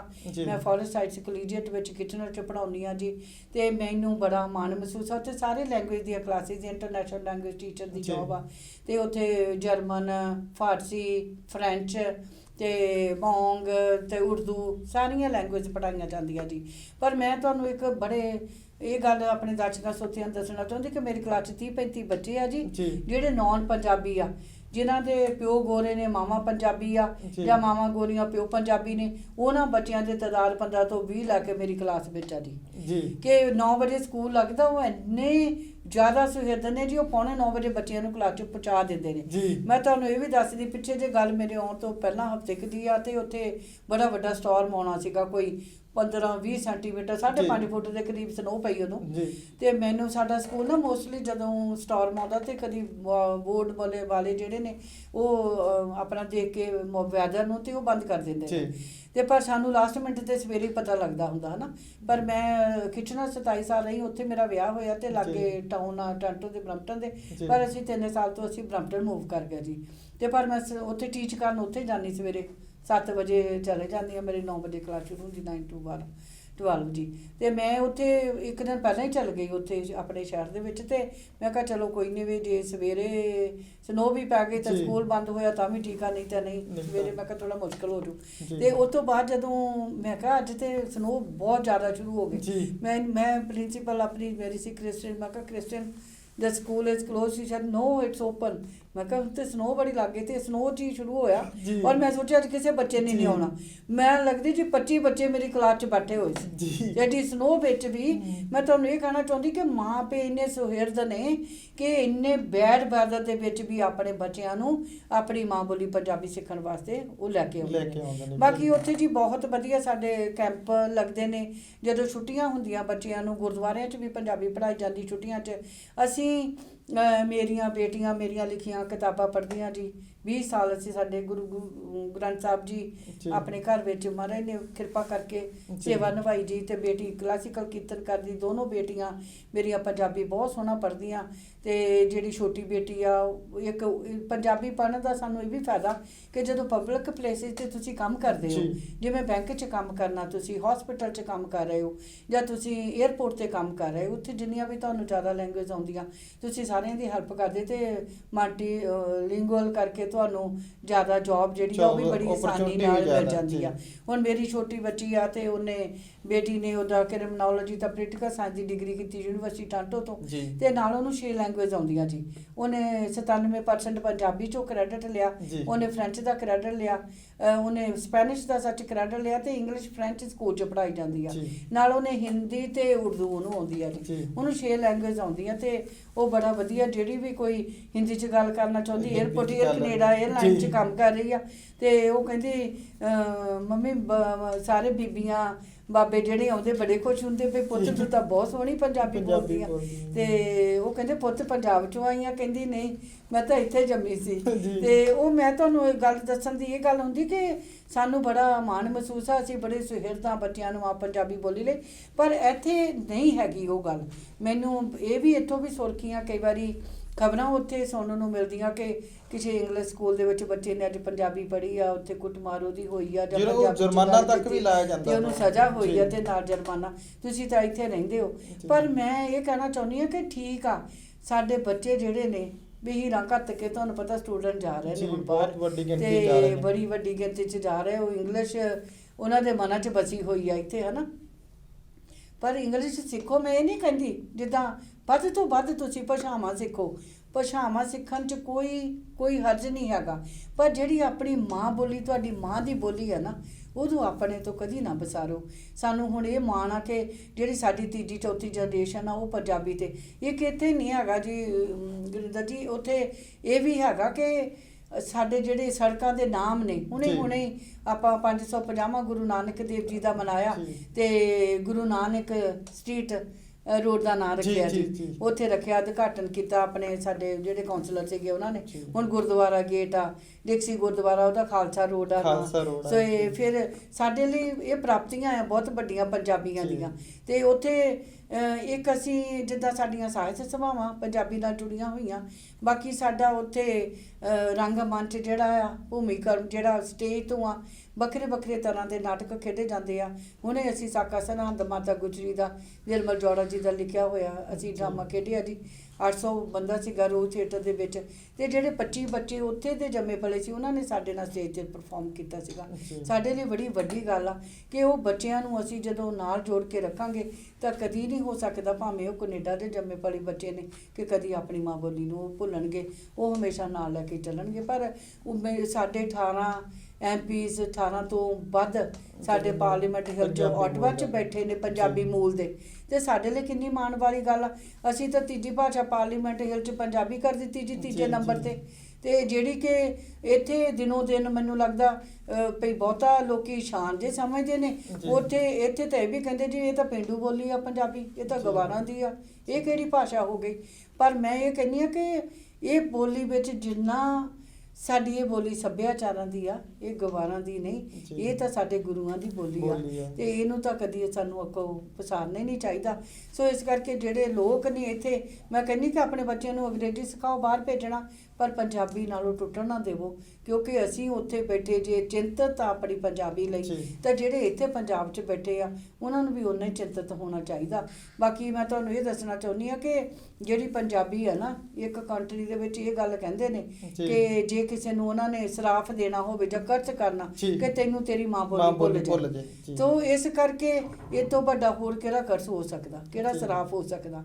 ਸੋ ਇਸ ਕਰਕੇ ਹਮੇਸ਼ਾ ਕਈ ਵਾਰੀ ਜੁਆਨਾਂ ਦੀਆਂ ਲੋਕੀ ਗੱਲਾਂ ਕਰਦੇ ਨੇ, ਔਰ ਹਾਂਜੀ ਪੰਜਾਬੀ ਬੋਲੀ ਇੰਨਾ ਚਿਰ ਹੀ ਰਹਿਣੀ ਆ, ਇਹ ਤਾਂ ਮੰਨ ਲੱਗੀ ਆ, ਪਰ ਮੈਨੂੰ ਲੱਗਦਾ ਜਿੱਦਾਂ ਅਸੀਂ ਵਿਦੇਸ਼ਾਂ ਦੇ ਵਿੱਚ ਸਾਂਭੀ ਬੈਠੇ, ਅਸੀਂ ਪੰਜਾਬੀ ਮਾਂ ਬੋਲੀ ਨੂੰ ਕਦੀ ਮਰਨ ਨਹੀਂ ਦੇਣਾ। ਇੱਥੇ ਮੈਂ ਇੱਕ ਹੋਰ ਗੱਲ ਆਪਣੇ ਦਰਸ਼ਕਾਂ ਸਰੋਤਿਆਂ ਨਾਲ ਸਾਂਝੀ ਕਰਨਾ ਚਾਹੁੰਦੀ ਹਾਂ ਕਿ ਸਾਡੇ ਲਈ ਬੜੀ ਮਾਣ ਵਾਲੀ ਗੱਲ ਆ, UN ਦੇ ਵਿੱਚ, ਯੂਨਾਈਟਿਡ ਨੇਸ਼ਨ ਆਰਗੇਨਾਈਜੇਸ਼ਨ ਦੇ ਵਿੱਚ ਇੱਕ ਸੀਗੇ ਡਾਕਟਰ ਇਤਿਆਦ ਚੀਮਾ ਜੀ, ਜਿਨ੍ਹਾਂ ਨੇ ਕਿ ਹਰ ਇੱਕ ਧਾਰਮਿਕ ਜਿਹੜੀ ਪੁਸਤਕ ਆ ਜਾਂ ਧਾਰਮਿਕ ਗ੍ਰੰਥ ਆ, ਉੱਥੋਂ ਕੁਛ ਨਾ ਕੁਛ ਜਿਹੜੇ 18 ਕਮੈਂਟਸ ਨੇ ਆਪਣੇ UN ਦੇ, ਉਹਦੇ ਵਿੱਚ ਜਿਹੜੇ ਵੱਖਰੇ ਵੱਖਰੇ ਜਿਹੜੇ ਗ੍ਰੰਥ ਆ ਉਹਨਾਂ ਚੋਂ ਉਹਨਾਂ ਨੇ ਕੁਛ ਤੁਕਾਂ ਲਈਆਂ, ਤੇ ਮੈਂ ਇਹ ਦੱਸਣਾ ਚਾਹੁੰਦੀ ਹਾਂ ਕਿ 4 ਤੁਕਾਂ ਉੱਥੇ ਦਿੱਤੀਆਂ ਗਈਆਂ ਸੀ, ਜਿਨ੍ਹਾਂ ਚੋਂ 3 ਤੁਕਾਂ ਜਿਹੜੀਆਂ ਗੁਰੂ ਗ੍ਰੰਥ ਸਾਹਿਬ ਵਿੱਚੋਂ ਜਿਹੜੀਆਂ ਉਹ ਪ੍ਰਵਾਨਿਤ ਕਰ ਰਹੀਆਂ ਗਈਆਂ UN ਦੇ ਵਿੱਚ। ਪਹਿਲਾ ਸੀਗਾ ਹੁਕਮ ਹੋਇਆ ਮਿਹਰਬਾਨ ਦਾ, ਹੋਆ ਹਲੀਮੀ ਰਾਜ ਜੀਓ, ਇੱਕ ਪਹਿਲੀ ਤੁਕ ਹੋਆ ਹਲੀਮੀ ਰਾਜ ਜੀਓ, ਦੂਜਾ ਸੋ ਕਿਉ ਮੰਦਾ ਆਖੀਏ ਜਿੱਤ ਜਮੇ ਰਜਾਨ, ਇੱਕ ਬ੍ਰਹਮ ਗਿਆਨੀ ਸਦਨ ਲੋਕ, ਜਿਹੜਾ ਸੁਖਮਨੀ ਸਾਹਿਬ ਦਾ ਇਹ ਜਿਹੜਾ ਪਹਿਲਾ ਖਿਲਾਫਾ ਇਹ ਲਿੱਤਾ ਗਿਆ। 4 ਸੀਗੀਆਂ, ਉਹਨਾਂ ਚੋਂ 3 ਇਹਨਾਂ ਨੇ ਐਕਸੈਪਟ ਕਰ ਲਈਆਂ। ਸਾਡੇ ਸਾਰਿਆਂ ਲਈ ਬੜੀ ਮਾਣ ਵਾਲੀ ਗੱਲ ਆ ਕਿ UN ਦੇ ਵਿੱਚ ਜਿਹੜੀਆਂ 3 ਤੁਕਾਂ ਗੁਰੂ ਗ੍ਰੰਥ ਸਾਹਿਬ ਦੇ ਵਿੱਚੋਂ ਜਿਹੜੀਆਂ ਲਈਆਂ ਗਈਆਂ, ਤੇ ਉੱਥੇ ਸਾਡਾ ਸਾਰਿਆਂ ਦਾ ਸਿਰ ਝੁਕਦਾ। ਤੇ ਮੈਂ ਇਹ ਕਹਿਣਾ ਚਾਹੁੰਦੀ ਕਿ ਗੁਰੂ ਗ੍ਰੰਥ ਸਾਹਿਬ ਇਕੱਲਾ ਸਿੱਖਾਂ ਦਾ ਨਹੀਂ, ਉਹਦੇ 'ਚ ਸਾਰਿਆਂ ਦੀ ਬਾਣੀਆਂ, ਸਾਰਿਆਂ ਦਾ ਗੁਰੂ ਗ੍ਰੰਥ ਸਾਹਿਬ ਆ, ਸਾਰੇ ਸੰਸਾਰ ਦਾ ਗੁਰੂ ਗ੍ਰੰਥ ਸਾਹਿਬ ਹੈਗਾ। ਉਹਦੇ ਵਿੱਚ ਭਗਤਾਂ ਦੀ ਬਾਣੀ ਹੈਗੀ ਆ, ਉਹਦੇ ਵਿੱਚ ਮੁਸਲਮਾਨ ਫਕੀਰਾਂ ਦੀ ਬਾਣੀ ਹੈਗੀ ਆ, ਉਹਦੇ ਵਿੱਚ ਸਾਡੇ ਗੁਰੂਆਂ ਦੀ ਬਾਣੀ ਹੈਗੀ ਆ। ਤੇ ਇਹ ਇਸ ਕਰਕੇ ਉਹ ਜਿਹੜਾ ਸਰਬ ਸਾਂਝੀ ਵਾਲਤਾ ਦਾ ਜੀ। ਗ੍ਰੰਥ ਹੈ ਉਹ ਸਭ ਦਾ ਹੀ ਗੁਰੂ ਗ੍ਰੰਥ ਸਾਹਿਬ ਹੈਗਾ। ਜੀ। ਸੋ ਇਸ ਕਰਕੇ ਇਹ ਜਿਹੜੀਆਂ ਗੱਲਾਂ ਜਿਹੜੀਆਂ ਜੂਹਾਂ ਦੇ ਵਿੱਚ ਪਹੁੰਚਣੀਆਂ ਗੁਰੂ ਗ੍ਰੰਥ ਸਾਹਿਬ ਤੋਂ, ਜੀ। ਇਹ ਬਹੁਤ ਵੱਡੀ ਸਾਡੀ ਪ੍ਰਾਪਤੀ ਹੈ ਤੇ ਮੈਂ ਇਸ ਕਰਕੇ ਸਾਰਿਆਂ ਨੂੰ ਵਧਾਈ ਵੀ ਦੇਣਾ ਚਾਹੁੰਦੀ ਹਾਂ ਇਸ ਜੀ, ਗੱਲ ਦੀ। ਜੀ। ਹਾਂਜੀ ਜੀ, ਪੰਜਾਬੀਆਂ ਨੇ ਪ੍ਰਾਪਤੀ ਤਾਂ ਕੀਤੀ ਹੈ ਤੇ ਨਾਲ ਨਾਲ ਆਪਣੀ ਭਾਸ਼ਾ ਨੂੰ ਵੀ ਜਿਹੜਾ ਹੈਗਾ ਉਹ ਸੰਭਾਲ ਕੇ ਰੱਖਿਆ ਗਿਆ ਹੈ। ਪਰ ਜਿਹੜੀਆਂ ਸਾਹਿਤਕ ਸੰਸਥਾਵਾਂ ਨੇ ਉੱਥੇ ਜੀ। ਇਹ ਚਰਚਾ ਚੱਲਦੀ ਹੈ ਕਿ ਉਹਨਾਂ ਸੰਸਥਾਵਾਂ ਵੱਲੋਂ ਸਾਹਿਤ ਦੇ ਵਿਕਾਸ ਲਈ, ਪ੍ਰਸਾਰ ਲਈ ਵਧੀਆ ਕੰਮ ਕੀਤਾ ਜਾਂਦਾ ਹੈ। ਜੀ। ਪਰ ਨੌਜਵਾਨਾਂ ਦੀ ਸ਼ਮੂਲੀਅਤ ਉੱਥੇ ਜਿਹੜੀ ਹੈਗੀ ਹੈ ਘੱਟ ਹੁੰਦੀ ਹੈ, ਇਹ ਵੀ ਚਰਚਾ ਚੱਲਦੀ ਰਹਿੰਦੀ ਹੈ। ਜੀ। ਤਾਂ ਤੁਹਾਡੇ ਹਿਸਾਬ ਦੇ ਨਾਲ ਕੀ ਕਰਨਾ ਚਾਹੀਦਾ ਕਿ ਵੱਧ ਤੋਂ ਵੱਧ ਨੌਜਵਾਨਾਂ ਨੂੰ ਜਿਹੜਾ ਅਜਿਹੀਆਂ ਸੰਸਥਾਵਾਂ ਦੇ ਨਾਲ ਜੋੜਿਆ ਜਾਵੇ ਤਾਂ ਕਿ ਸਾਹਿਤ ਜਿਹੜਾ ਹੈਗਾ ਉਹ ਵੀ ਤਰੱਕੀ ਨਾਲੋਂ ਨਾਲ ਭਾਸ਼ਾ ਦੇ ਨਾਲ ਨਾਲ ਕਰ ਸਕੇ? ਹਾਂ, ਮੈਂ ਇਹ ਤੁਹਾਡੀ ਗੱਲ ਨਾਲ ਬਿਲਕੁਲ ਸਹਿਮਤ ਹਾਂ ਕਿਉਂਕਿ ਸਾਡੀਆਂ ਉੱਥੇ ਕਾਫੀ ਸਾਹਿਤ ਸਭਾਵਾਂ ਬਣੀਆਂ ਜੀ। ਹੋਈਆਂ ਹੈਗੀਆਂ, ਵੱਖਰੇ ਵੱਖਰੇ ਉਹਨਾਂ ਦੇ ਨਾਂ ਨੇ। ਕਲਮਾਂ ਦਾ ਕਾਫਲਾ ਆ, ਕਲਮ ਬਣੀ ਹੋਈ ਆ, ਪੰਜਾਬੀ ਕੈਨੇਡੀਅਨ ਸਾਹਿਤ ਸਭਾ, ਜੀ। ਸਾਡਾ ਕਹਾਣੀ ਮੰਚ ਹੁੰਦਾ ਹੈ, ਮੈਂ ਸਾਰਿਆਂ ਦੀ ਮੈਂਬਰ ਹੈਗੀ ਹਾਂ। ਤੇ ਹਰ ਸੈਟਰਡੇ ਨੂੰ ਹੁੰਦਾ ਹੈਗਾ। ਕਈ ਵਾਰੀ ਉਹ ਕਿ ਜਿੰਨੇ ਕੁ ਲਿਖਣ ਵਾਲੇ ਉਹਨੇ ਕੀ ਆ ਜਾਂਦੇ, ਚਾਹ ਪਾਣੀ ਪੀ ਕੇ ਉਹਨਾਂ ਕੁ ਜੀ। ਆਪਣਾ ਸੁਣਾ ਜਾਂਦੇ ਨੇ। ਸੋ ਇੱਥੇ ਸਾਡੀ ਕਹਾਣੀ ਜਿਹੜੀ ਬੈਠਕ ਆ, ਕਹਾਣੀਆਂ ਵਧੀਆ ਲਿਖਣ ਵਾਲੇ 3 ਮਹੀਨੇ ਬਾਅਦ ਸਾਡੀ ਉਹ ਹੁੰਦੀ ਆ। ਜੀ। ਬਾਕੀ ਗੀਤ ਗਜ਼ਲ ਸ਼ਾਇਰੀ ਦਾ ਪ੍ਰੋਗਰਾਮ ਵੀ ਉੱਥੇ ਚੱਲਦਾ ਤੇ ਨਾਟਕ ਵੀ ਖੇਡੇ ਜਾਂਦੇ। ਗਰਮੀ ਆ ਜਾਂਦੀ ਹੈ, ਗਰਮੀਆਂ 'ਚ ਜ਼ਿਆਦਾ ਰੁਝੇ ਜੀ। ਮਿਲਦੇ ਨੇ। ਸੋ ਇਸ ਕਰਕੇ ਮੈਂ ਇਹ ਕਹਿਣਾ ਚਾਹੁੰਦੀ ਕਿ ਬਾਕੀ ਉਪਰਾਲਾ ਤਾਂ ਕੀਤਾ ਜਾਂਦਾ। ਕਈ ਵਾਰੀ ਜਿਹੜੇ ਨਵੇਂ ਨੌਜਵਾਨ ਇੱਥੋਂ ਜਾਂਦੇ ਨੇ, ਕਈ ਵਾਰੀ ਤੇ ਉਹਨਾਂ ਨੂੰ ਥੋੜ੍ਹਾ ਜਿਹਾ ਸਮੇਂ ਦੀ ਵੀ ਘਾਟ ਹੋ ਜਾਂਦੀ ਆ। ਪਰ ਦੂਜਾ ਉਹਨਾਂ ਨੂੰ ਕਈ ਵਾਰੀ ਪਤਾ ਹੀ ਨਹੀਂ ਲੱਗਦਾ ਕਿ ਇੱਥੇ ਸਾਹਿਤ ਸਭਾਵਾਂ ਇੱਥੇ ਕੰਮ ਕਰ ਰਹੀਆਂ ਹੈਗੀਆਂ। ਜੀ। ਤੇ ਹੌਲੀ ਹੌਲੀ ਅਸੀਂ ਤੁਸੀਂ ਦੇਖਿਓ PTN 24 ਤੇ ਆਪਣਾ ਪ੍ਰਭਜੀਤ ਆ ਕੁੜੀ ਦਾ ਜੀ। ਨਾਂ, ਤੇ ਉਹਨੇ ਕੁੜੀ ਨੇ ਆਪਣੀ ਸਟੱਡੀ ਕੰਪਲੀਟ ਕੀਤੀ ਆ ਤੇ ਉਹਨੂੰ ਵਰਕ ਪਰਮਿਟ ਤੇ ਹੈਗੀ ਆ ਜੀ, ਹੁਣ। ਜੀ। ਉਹਨੇ ਇੱਕ ਏਜੰਸੀ ਬਹੁਤ ਵਧੀਆ ਕੰਮ ਕਰ ਰਹੀ ਆ। ਤੇ ਜਦੋਂ ਮੈਂ ਉਹਨੂੰ ਮਿਲੀ ਸੀ ਤੇ ਮੈਂ ਉਹਦੇ ਮੇਰੀ ਗੱਲ ਹੋਈ, ਮੇਰੇ ਚੰਗਾ ਉਹਨਾਂ ਨਾਲ ਹੈਗਾ। ਤੇ ਮੈਂ ਉਹਨੂੰ ਕਿਹਾ ਕਿ ਉਹਨਾਂ ਨੇ ਦੱਸਿਆ ਕਿ ਕੁੜੀ ਬਹੁਤ ਸੋਹਣਾ ਗਾਉਂਦੀ ਆ, ਜੀ। ਬਹੁਤ ਅੱਛੀ ਪੰਜਾਬੀ ਬੋਲਦੀ ਆ, ਜੀ। ਦਿੱਲੀ ਦੀ ਜੰਪਲ। ਜੀ। ਉਹਦੇ ਫਾਦਰ ਵੀ ਦਿੱਲੀ ਦੇ ਜੰਪਲ ਆ। ਮੈਂ ਉਹਨੂੰ ਕਿਹਾ ਤੂੰ ਮੇਰੇ ਨਾਲ ਆ ਇੱਕ ਦਿਨ ਜੀ। TV ਪ੍ਰੋਗਰਾਮ ਤੇ। ਹਮ। ਔਰ ਇੰਨਾ ਅੱਛਾ ਉਹ ਕੁੜੀ ਨੇ ਵਧੀਆ ਪੰਜਾਬੀ 'ਚ ਗੀਤ ਸੁਣਾਏ। ਜੀ। ਉਹ ਕਹਿੰਦੀ ਹਾਏ ਮੈਂ ਤਾਂ ਕਦੀ TV ਤੇ ਨਹੀਂ ਗਈ ਔਰ ਜੀ। ਬਹੁਤ ਅੱਛਾ ਹੋਇਆ ਤੁਸੀਂ ਮੈਨੂੰ ਲੈ ਕੇ ਆਏ। ਕਈ ਵਾਰੀ ਜਦੋਂ ਤੁਹਾਨੂੰ ਕੋਈ ਬੱਚਾ ਮਿਲਦਾ ਨੌਜਵਾਨ ਤੇ ਉਹਨੂੰ ਕਿਸੇ ਪਲੇਟਫਾਰਮ ਤੇ ਲਿਆਉਣ ਦੀ ਕੋਸ਼ਿਸ਼ ਕਰੋ। ਜੀ। ਤੇ ਮੈਨੂੰ ਲੱਗਦਾ ਜਦੋਂ ਬੱਚਾ ਪਲੇਟਫਾਰਮ ਤੇ ਆਉਂਦਾ ਆ ਜੀ। ਤੇ ਸਾਰੇ ਲੋਕ ਉਹਨੂੰ ਸੁਣਦੇ ਨੇ ਤੇ ਜਿਹੜੇ ਬਾਕੀ ਬੱਚੇ ਆ ਨੌਜਵਾਨ ਤੇ ਉਹ ਵੀ ਇੱਦਾਂ ਫਿਰ ਹੌਲੀ ਹੌਲੀ ਨਾਲ ਜੁੜਦੇ ਨੇ। ਪਰ ਸਾਡਾ ਵੀ ਸਾਰੀਆਂ ਸਾਹਿਤ ਸਭਾਵਾਂ ਦਾ ਵੀ ਸਾਰਾ ਮੁੰਡਾ ਸਾਰਿਆਂ ਦਾ ਫਰਜ਼ ਵੀ ਬਣਦਾ ਕਿ ਜੀ। ਨੌਜਵਾਨ ਜਿੱਥੇ ਬੱਚਾ ਸਾਨੂੰ ਆਪਣੇ ਆਪ ਤੁਰੇ ਜਾਂਦੇ ਬੱਚੇ ਦਾ ਤਾਂ ਪਤਾ ਨਹੀਂ ਲੱਗਦਾ ਜੀ। ਵੀ ਇਹਦੇ ਵਿੱਚ ਕੀ ਖੂਬੀ ਆ, ਜੇ ਸਾਹਿਤ ਨਾਲ ਜੁੜਿਆ ਹੋਇਆ ਜਾਂ ਇਹ ਕੋਈ ਲਿਖਦਾ ਹੈਗਾ ਜਾਂ ਰਾਈਟਰ ਆ। ਪਰ ਕਈ ਵਾਰ ਜਦੋਂ ਤੁਸੀਂ ਗੱਲ ਕਰਦੇ ਆ, ਕਈ ਵਾਰੀ ਤੁਹਾਨੂੰ ਵਧੀਆ ਕੋਈ ਬੱਚਾ ਮਿਲਦਾ ਜੀ। ਹੈਗਾ ਤਾਂ ਤੁਸੀਂ ਉਹਨੂੰ ਪਲੇਟਫਾਰਮ ਤੇ ਲੈ ਕੇ ਆਏ ਆ ਤੇ ਕਿੰਨੇ ਹੋਰ ਬੱਚਿਆਂ ਦਾ ਵੀ ਉਤਸ਼ਾਹ ਵਧੂਗਾ। ਜੀ। ਤੇ ਇੱਕ ਇਦਾਂ ਦੇ ਤਰੀਕੇ ਹੈਗੇ ਆ ਨੌਜਵਾਨਾਂ ਨੂੰ ਇਦਾਂ ਦੇ ਜਿਹੜਾ ਅੱਗੇ ਸਾਹਿਤ ਦੇ ਨੌਜਵਾਨਾਂ ਵਿੱਚ ਨੂੰ ਸਾਹਿਤ ਜਿਹੜੇ ਦੇ ਨਾਲ ਹੈਗੇ ਨੇ, ਜਿਹੜਾ ਉਹ ਜੋੜਿਆ ਚਾਰ ਜਾ ਤੇ ਸਕਦਾ। ਅਸੀਂ ਕਰ ਸਕਦੇ ਹਾਂ। ਜੀ, ਹਾਂਜੀ ਜੀ, ਹਾਂਜੀ ਜੀ, ਜੀ। ਤਾਂ ਕਰਕੇ ਜਿਹੜਾ ਸਾਡੀ 뮤직 ਇੰਡਸਟਰੀ ਆ ਪੰਜਾਬੀ ਦੇ, ਗੀਤ ਗਾਣੇ ਅੱਜ ਕੱਲ੍ਹ ਅੱਛੇ ਨੇ। ਤੁਹਾਡੀਆਂ 2 ਕਿਤਾਬਾਂ ਪਬਲਿਸ਼ ਹੋਈਆਂ ਨੇ ਜਿਹਦੇ 'ਚ ਬਹੁਤ ਬਿਹਤਰੀਨ ਗਜ਼ਲਾਂ ਗੀਤ ਹੈਗੇ ਨੇ। ਜੀ। ਪੰਜਾਬੀ 뮤직 ਇੰਡਸਟਰੀ ਦੇ ਲਈ ਜਿਹੜਾ ਹੈਗਾ ਤੁਸੀਂ ਕੋਈ ਗੀਤ ਲਿਖਿਆ ਹੈਗਾ ਜਿਹੜੇ ਗੀਤ ਦਰਸ਼ਕਾਂ ਲਈ ਆ ਰਹੇ ਨੇ, ਜਿਹੜੇ ਕਿ ਚੰਗੇ ਗੀਤ ਸੁਣ ਸਕਣ ਉਹ? ਹਾਂਜੀ ਹਾਂਜੀ, ਮੈਂ ਕਾਫੀ ਜੀ ਜਿੱਦਾਂ ਮੈਂ ਮੇਰੀਆਂ ਇਹ ਜਿਹੜੀਆਂ ਕਿਤਾਬਾਂ, ਬੜੀ ਮਾਣ ਵਾਲੀ ਗੱਲ, ਇਹ ਸ਼ਾਹਮੁਖੀ ਵਿੱਚ ਵੀ ਹੋ ਗਈਆਂ ਟ੍ਰਾਂਸਲੇਟ ਜੀ। ਉਹ ਜੀ। ਕਿਤਾਬਾਂ ਪਾਕਿਸਤਾਨ 'ਚ ਜਿਹੜੇ ਸਾਡੇ ਵੀਰ ਪਾਕਿਸਤਾਨ ਦੇ ਭੈਣ ਨੇ, ਪੰਜਾਬੀ ਹਾਂਜੀ, ਭਰਾ ਵੀ ਪੜ੍ਹ ਸਕਦੇ ਉਹ ਵੀ ਪੜ੍ਹ ਰਹੇ ਨੇ ਇਹਨਾਂ ਨੂੰ। ਜੀ। ਤੇ ਸਾਡੇ ਲਈ ਬੜੀ ਮਾਣ ਵਾਲੀ ਗੱਲ ਆ। ਬਾਕੀ ਆਪਾਂ ਮੀਡੀਆ ਨਾਲ ਵੀ ਜੁੜੇ ਹੋਏ ਆ। ਜੀ। ਸਾਰੀਆਂ ਜਿੰਨੀਆਂ ਗਤੀਵਿਧੀਆਂ ਹੁੰਦੀਆਂ ਸਾਡੀਆਂ, ਕੋਈ ਪੰਜਾਬ ਦੇ ਮੇਲੇ ਹੋ ਗਏ ਜੀ। ਤੇ ਉਹ ਵੀ ਬੜੇ ਬਾਖੂਬੀਅਤ ਤੋਂ 31 ਸਿੰਗਰ ਲੈ ਕੇ ਜਾਈਦਾ, 7 ਡਿਊਟ ਜੋੜੀਆਂ, 50,000 ਦੇ ਇਕੱਠ 'ਚ ਖੁੱਲੇ ਮੇਲੇ ਵੀ ਕਰੀਦੇ। ਇਦਾਂ ਦੇ ਤਾਂ ਪੰਜਾਬ 'ਚ ਤੇ ਮੇਲਾ ਹੁੰਦਾ ਜੀ ਜਿੱਦਾਂ ਦਾ ਅਸੀਂ ਉੱਥੇ ਕਰ ਜੀ, ਉੱਥੇ ਦਈਦਾ। ਕਰ ਲੈਂਦੇ। ਤੇ ਉੱਥੇ ਉਹ ਆਪਣੇ ਮਨ ਦੇ ਬਲਬਲੇ ਤੀਆਂ ਦਾ ਮੇਲਾ ਹਰ ਪਾਰਕ 'ਚ ਹੋਣ ਲੱਗਣਾ, ਜਿੱਥੇ 4 ਬੀਬੀਆਂ ਨੇ ਵੱਲੋਂ ਵੀ ਪੌੜੀ ਜੀ। ਪੂਰਾ ਮਹੀਨਾ ਹੀ ਬੀਬੀਆਂ ਉੱਥੇ ਤੀਆਂ ਮਨਾਉਂਦੀਆਂ। ਜੀ। ਤੇ ਬੜਾ ਚੰਗਾ ਲੱਗਦਾ ਆਪਣਾ ਸੱਭਿਆਚਾਰ ਤੇ ਵਿਰਸੇ ਨੂੰ ਉਹਨਾਂ ਨੇ ਜਿੱਦਾਂ ਪਈ ਸਾਂਭ ਕੇ ਰੱਖਿਆ ਹੋਇਆ। ਤੇ ਜਿੱਦਾਂ ਮੈਂ ਪਹਿਲਾਂ ਵੀ ਗੱਲ ਕਰਦੀ ਕਿ ਆਪਾਂ ਜਿਹੜੀ ਲੱਚਰ ਗਾਇਕੀ ਉਹ ਤੋਂ ਤਾਂ ਕਿਨਾਰੇ ਕਰਨਾ ਚਾਹੀਦਾ ਜੀ। ਹੈਗਾ ਕਿ ਸੱਭਿਆਚਾਰਕ ਲਿਖੋ, ਸਾਫ ਸੁਥਰਾ ਲਿਖੋ, ਵਧੀਆ ਲਿਖੋ। ਜਿੱਦਾਂ ਮੈਂ ਮਾਪਿਆਂ ਦੀ ਸੇਵਾ, ਤੁਹਾਨੂੰ ਪਤਾ ਮਾਪੇ ਤਾਂ ਇੱਥੇ ਰੋਲੀ ਜੀ, ਰਹੇ ਨੇ, ਜੀ। ਕੁਝ ਵੀ ਆ। ਕੁਛ ਵੀ ਆ। ਬਿਰਧ ਆਸ਼ਰਮ ਜਿਹੜੇ ਨੇ ਜੀ, ਭਰੇ ਜੀ, ਪਏ ਨੇ। ਜੀ। ਔਰ ਕਈ ਵਾਰੀ ਉੱਥੇ ਬਾਹਰ ਵੀ ਜਦੋਂ ਵੀਡੀਓ ਦੇਖੀਦੀਆਂ, YouTube ਤੇ ਵੀ ਦੇਖੀਦਾ, ਬੜਾ ਮਨ ਵੀ ਦੁਖੀ ਹੁੰਦਾ ਵੀ ਕਿਸੇ ਦਾ ਪੁੱਤ ਕੈਨੇਡਾ 'ਚ ਬੈਠਾ, ਕਿਸੇ ਦਾ ਅਮਰੀਕਾ ਦਾ, ਜੀ। ਬਾਪ ਜਿਹੜਾ ਬਿਰਧ ਆਸ਼ਰਮ 'ਚ ਇੱਥੇ ਬੈਠਾ। ਜੀ। ਔਰ ਕਈਆਂ ਦੇ ਜਿਹੜੇ ਪੁੱਤ ਨੇ ਉਹ ਆਫੀਸਰ ਨੇ ਏਡੇ ਵੱਡੇ ਵੱਡੇ, ਤੇ ਉਹ ਵੀ ਬਿਰਧ ਆਸ਼ਰਮ 'ਚ ਬਾਪੂ ਬੈਠਾ ਹੋਇਆ। ਸੋ ਕਿਤੇ ਨਾ ਕਿਤੇ ਇਹ ਵੀ ਗੱਲਾਂ ਕਿ ਸਾਡੇ ਮਾਪੇ ਵੀ ਕਿਤੇ ਨਾ ਰੋਲ ਰਹੇ ਨੇ, ਸੇਵਾ ਵੱਲੋਂ ਵੀ ਕਤਾਹੀ ਹੋ ਰਹੀ। ਮੈਂ ਸੇਵਾ 'ਤੇ ਲਿਖਦੀ ਆ ਜੀ, ਮਾਂ ਬੋਲੀ 'ਤੇ ਲਿਖਦੀ ਆ ਜ਼ਿਆਦਾ, ਤੇ ਬਾਕੀ ਮੈਂ ਸੱਭਿਆਚਾਰ 'ਤੇ ਲਿਖਦੀ ਜ਼ਿਆਦਾ ਗੀਤ ਜੀ ਮੇਰੇ, ਤੇ ਮਾਂ 'ਤੇ ਲਿਖਦੀ ਆ, ਵਿਧਵਾ 'ਤੇ। ਸੋ ਮੇਰਾ ਹੁਣੇ ਇੱਕ ਵਿਧਵਾ 'ਤੇ ਗੀਤ ਆ ਰਿਹਾ, ਉਹਦੀ ਵੀਡੀਓ ਬਣ ਚੁੱਕੀ ਆ। ਸੋ ਜਿਨ੍ਹਾਂ ਨੂੰ ਕਿ ਵਿਸ਼ੇ ਨੂੰ ਕਦੀ ਕਿਸੇ ਨੇ ਛੂਹਿਆ ਹੀ ਨਹੀਂ, ਇੱਕ ਵਿਧਵਾ ਦੇ ਨਾਂ ਦੇ ਗੰਭੀਰ ਵਿਸ਼ਾ ਨੂੰ ਜਿਹੜਾ ਕਿਸੇ ਨੇ ਅੱਜ ਤੱਕ ਟੱਚ ਨਹੀਂ ਕੀਤਾ। ਔਰ ਮੈਂ 3 ਸਾਲ ਹੋ ਗਏ ਮੇਰੇ ਹਸਬੈਂਡ ਦੀ ਡੈਥ ਹੋਈ। ਸੋ ਇਸ ਕਰਕੇ ਉਸ ਗੱਲ ਨੇ ਕਿਸੇ ਦੀ ਕਹੀ ਹੋਈ ਨੇ ਮੈਨੂੰ ਬੜਾ ਟੁੰਬਿਆ। ਸੋ ਮੈਂ ਇਸ ਵਿਸ਼ੇ 'ਤੇ ਮੈਂ ਕਿਹਾ ਜ਼ਰੂਰ ਆਪਾਂ ਨੂੰ ਗੱਲ ਕਰਨੀ ਚਾਹੀਦੀ ਆ, ਕਿਉਂਕਿ ਉਹ ਕਿਤੇ ਨਾ ਕਿਤੇ ਜਿਹੜੀਆਂ ਵਿਧਵਾ ਔਰਤਾਂ ਉਹਨਾਂ ਨੂੰ ਥੋੜ੍ਹੀ ਜਿਹੀ ਤਾਂ ਉਹਨਾਂ ਦੇ ਦੁੱਖਾਂ 'ਤੇ ਵੀ ਮਲਮ ਲਾਉਣ ਦਾ ਕੰਮ ਹੋਊਗਾ। ਸੋ ਕਿ ਤੁਸੀਂ ਵੀ ਚੰਗੀ ਆਪਣੀ ਹਿੰਮਤ ਨਾਲ ਜ਼ਿੰਦਗੀ ਜੀਓ, ਹੈ ਨਾ। ਸੋ ਤਾਂ ਕਰਕੇ ਮੈਂ ਇੱਦਾਂ ਦੇ ਜ਼ਿਆਦਾ ਆਪਣੇ ਜਿਹੜੇ ਗੀਤ ਨੇ ਲਿਖਦੀ ਹਾਂ।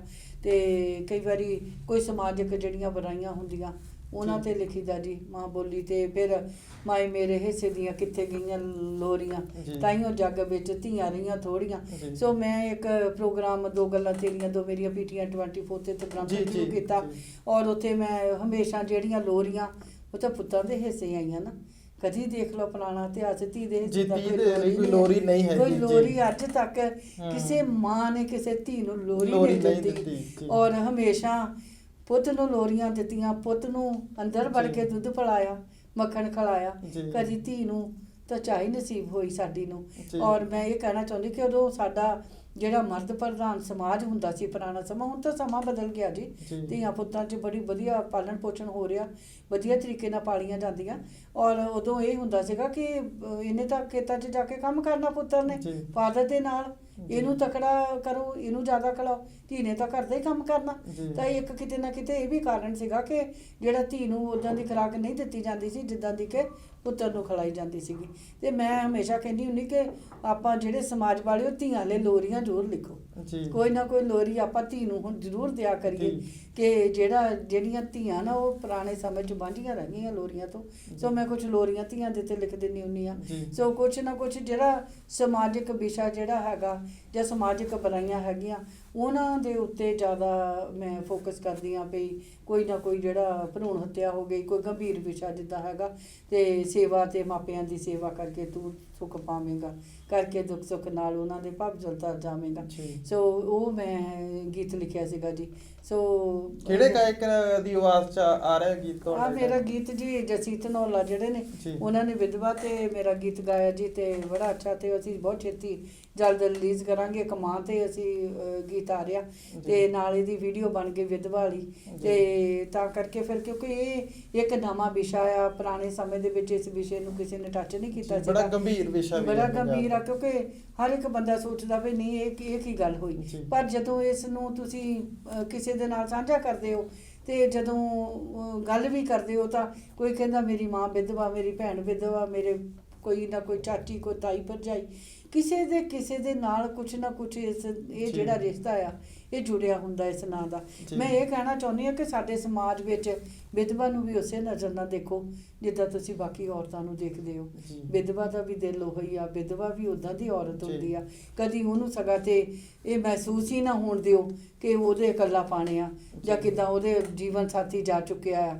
ਸਗਾ 'ਤੇ ਜੇ ਅਸੀਂ ਆਪਣੀਆਂ ਨੀਵੀਆਂ ਨਜ਼ਰਾਂ ਨਾਲ ਦੇਖਾਂਗੇ ਅਤੇ ਸਾਡੇ ਸਮਾਜ ਵਿੱਚ ਉਹਨੇ ਇੱਕ ਨੀਵੀਂ ਹੋ ਕੇ ਰਹਿ ਜਾਣਾ, ਅਤੇ ਜੇ ਅਸੀਂ ਉਹਨੂੰ ਉੱਚਾ ਚੱਕਣ ਦੀ ਕੋਸ਼ਿਸ਼ ਕਰਾਂਗੇ ਤਾਂ ਉਹ ਵੀ ਉੱਦਾਂ ਦਾ ਇੱਜ਼ਤ ਦਾ ਰੁਤਬਾ ਪਾ ਸਕਦੀ ਹੈ ਇੱਕ ਵਿਧਵਾ ਔਰਤ ਵੀ, ਜਿੱਦਾਂ ਕਿ ਬਾਕੀ ਜਿਹੜੀਆਂ ਸਾਡੀਆਂ ਔਰਤਾਂ ਦਾ। ਤੁਹਾਡੀ ਕਲਮ ਬਹੁਤ ਵਧੀਆ, ਤੁਸੀਂ ਸਮਾਜ ਨੂੰ ਜਿਹੜਾ ਆਇਨਾ ਦਿਖਾਉਣ ਦਾ ਕੰਮ ਜਿਹੜਾ ਹੈਗਾ ਆਪਣੀ ਕਲਮ ਦੇ ਜ਼ਰੀਏ ਕਰ ਰਹੇ ਹੋ। ਬਹੁਤ ਤੁਹਾਡਾ ਧੰਨਵਾਦ ਹੈ ਜੀ। ਫਿਰ ਬਾਕੀ ਇਹ ਕਦੀ ਮੈਂ ਆਪਣੀ ਹੁੰਦੀ ਆ, ਜਿੱਦਾਂ ਮੈਂ ਇੱਕ ਥੋੜ੍ਹਾ ਜਿਹਾ ਇਹ ਵੀ ਮਾਂ 'ਤੇ ਵੀ ਮੈਂ ਸੁਣਾ ਦਿੰਦੀ, ਇੱਕ ਚੇਂਜ ਵੀ ਕਰ ਲੈਂਦੀ। ਜਿੱਦਾਂ ਸਮਾਜ ਦੇ ਵਿੱਚ ਜਿਹੜੇ ਇੱਥੇ ਵੀ ਤੁਹਾਡੇ ਬੜਾ ਟਰੈਂਡ ਚੱਲਦਾ ਹੋਣਾ, ਬਾਹਰ ਵੀ ਚੱਲਦਾ ਪਾਰਕਾਂ ਦੇ ਵਿੱਚ, ਜਿੱਦਾਂ ਜਿੱਥੇ 4 ਬੀਬੀਆਂ ਬਹਿੰਦੀਆਂ ਉੱਥੇ ਜਿਹੜੀਆਂ ਹੁੰਦੀਆਂ ਰਹਿੰਦੀਆਂ ਹੈ ਨਾ, ਉਹ ਤਾਂ ਬੰਦੇ ਵੀ ਕਰ ਲੈਂਦੇ ਆ, ਐਸੀ ਗੱਲ ਨਹੀਂ। ਬੀਬੀਆਂ ਤਾਂ ਥੋੜ੍ਹੀਆਂ ਬਦਨਾਮ ਜਾਂਦੇ ਨੇ ਜਿਹੜੀਆਂ ਚੁਗਲੀਆਂ ਨੂੰ ਲੈ ਕੇ। ਸੋ ਤਾਂ ਕਰਕੇ ਇੱਕ ਮੈਂ ਉੱਥੇ ਸਾਡਾ ਸੈਮੀਨਾਰ ਹੋਇਆ ਸੀਗਾ ਜੀਵਨ ਜਾਚ ਨਾ ਚੈਡਨ ਕਾਲਜ ਦੇ ਵਿੱਚ, ਅਤੇ ਉੱਥੇ ਮੈਨੂੰ ਪੇਪਰ ਪੜ੍ਹੇ ਸੀਗੇ ਸਾਰੇ ਆਪਣੇ।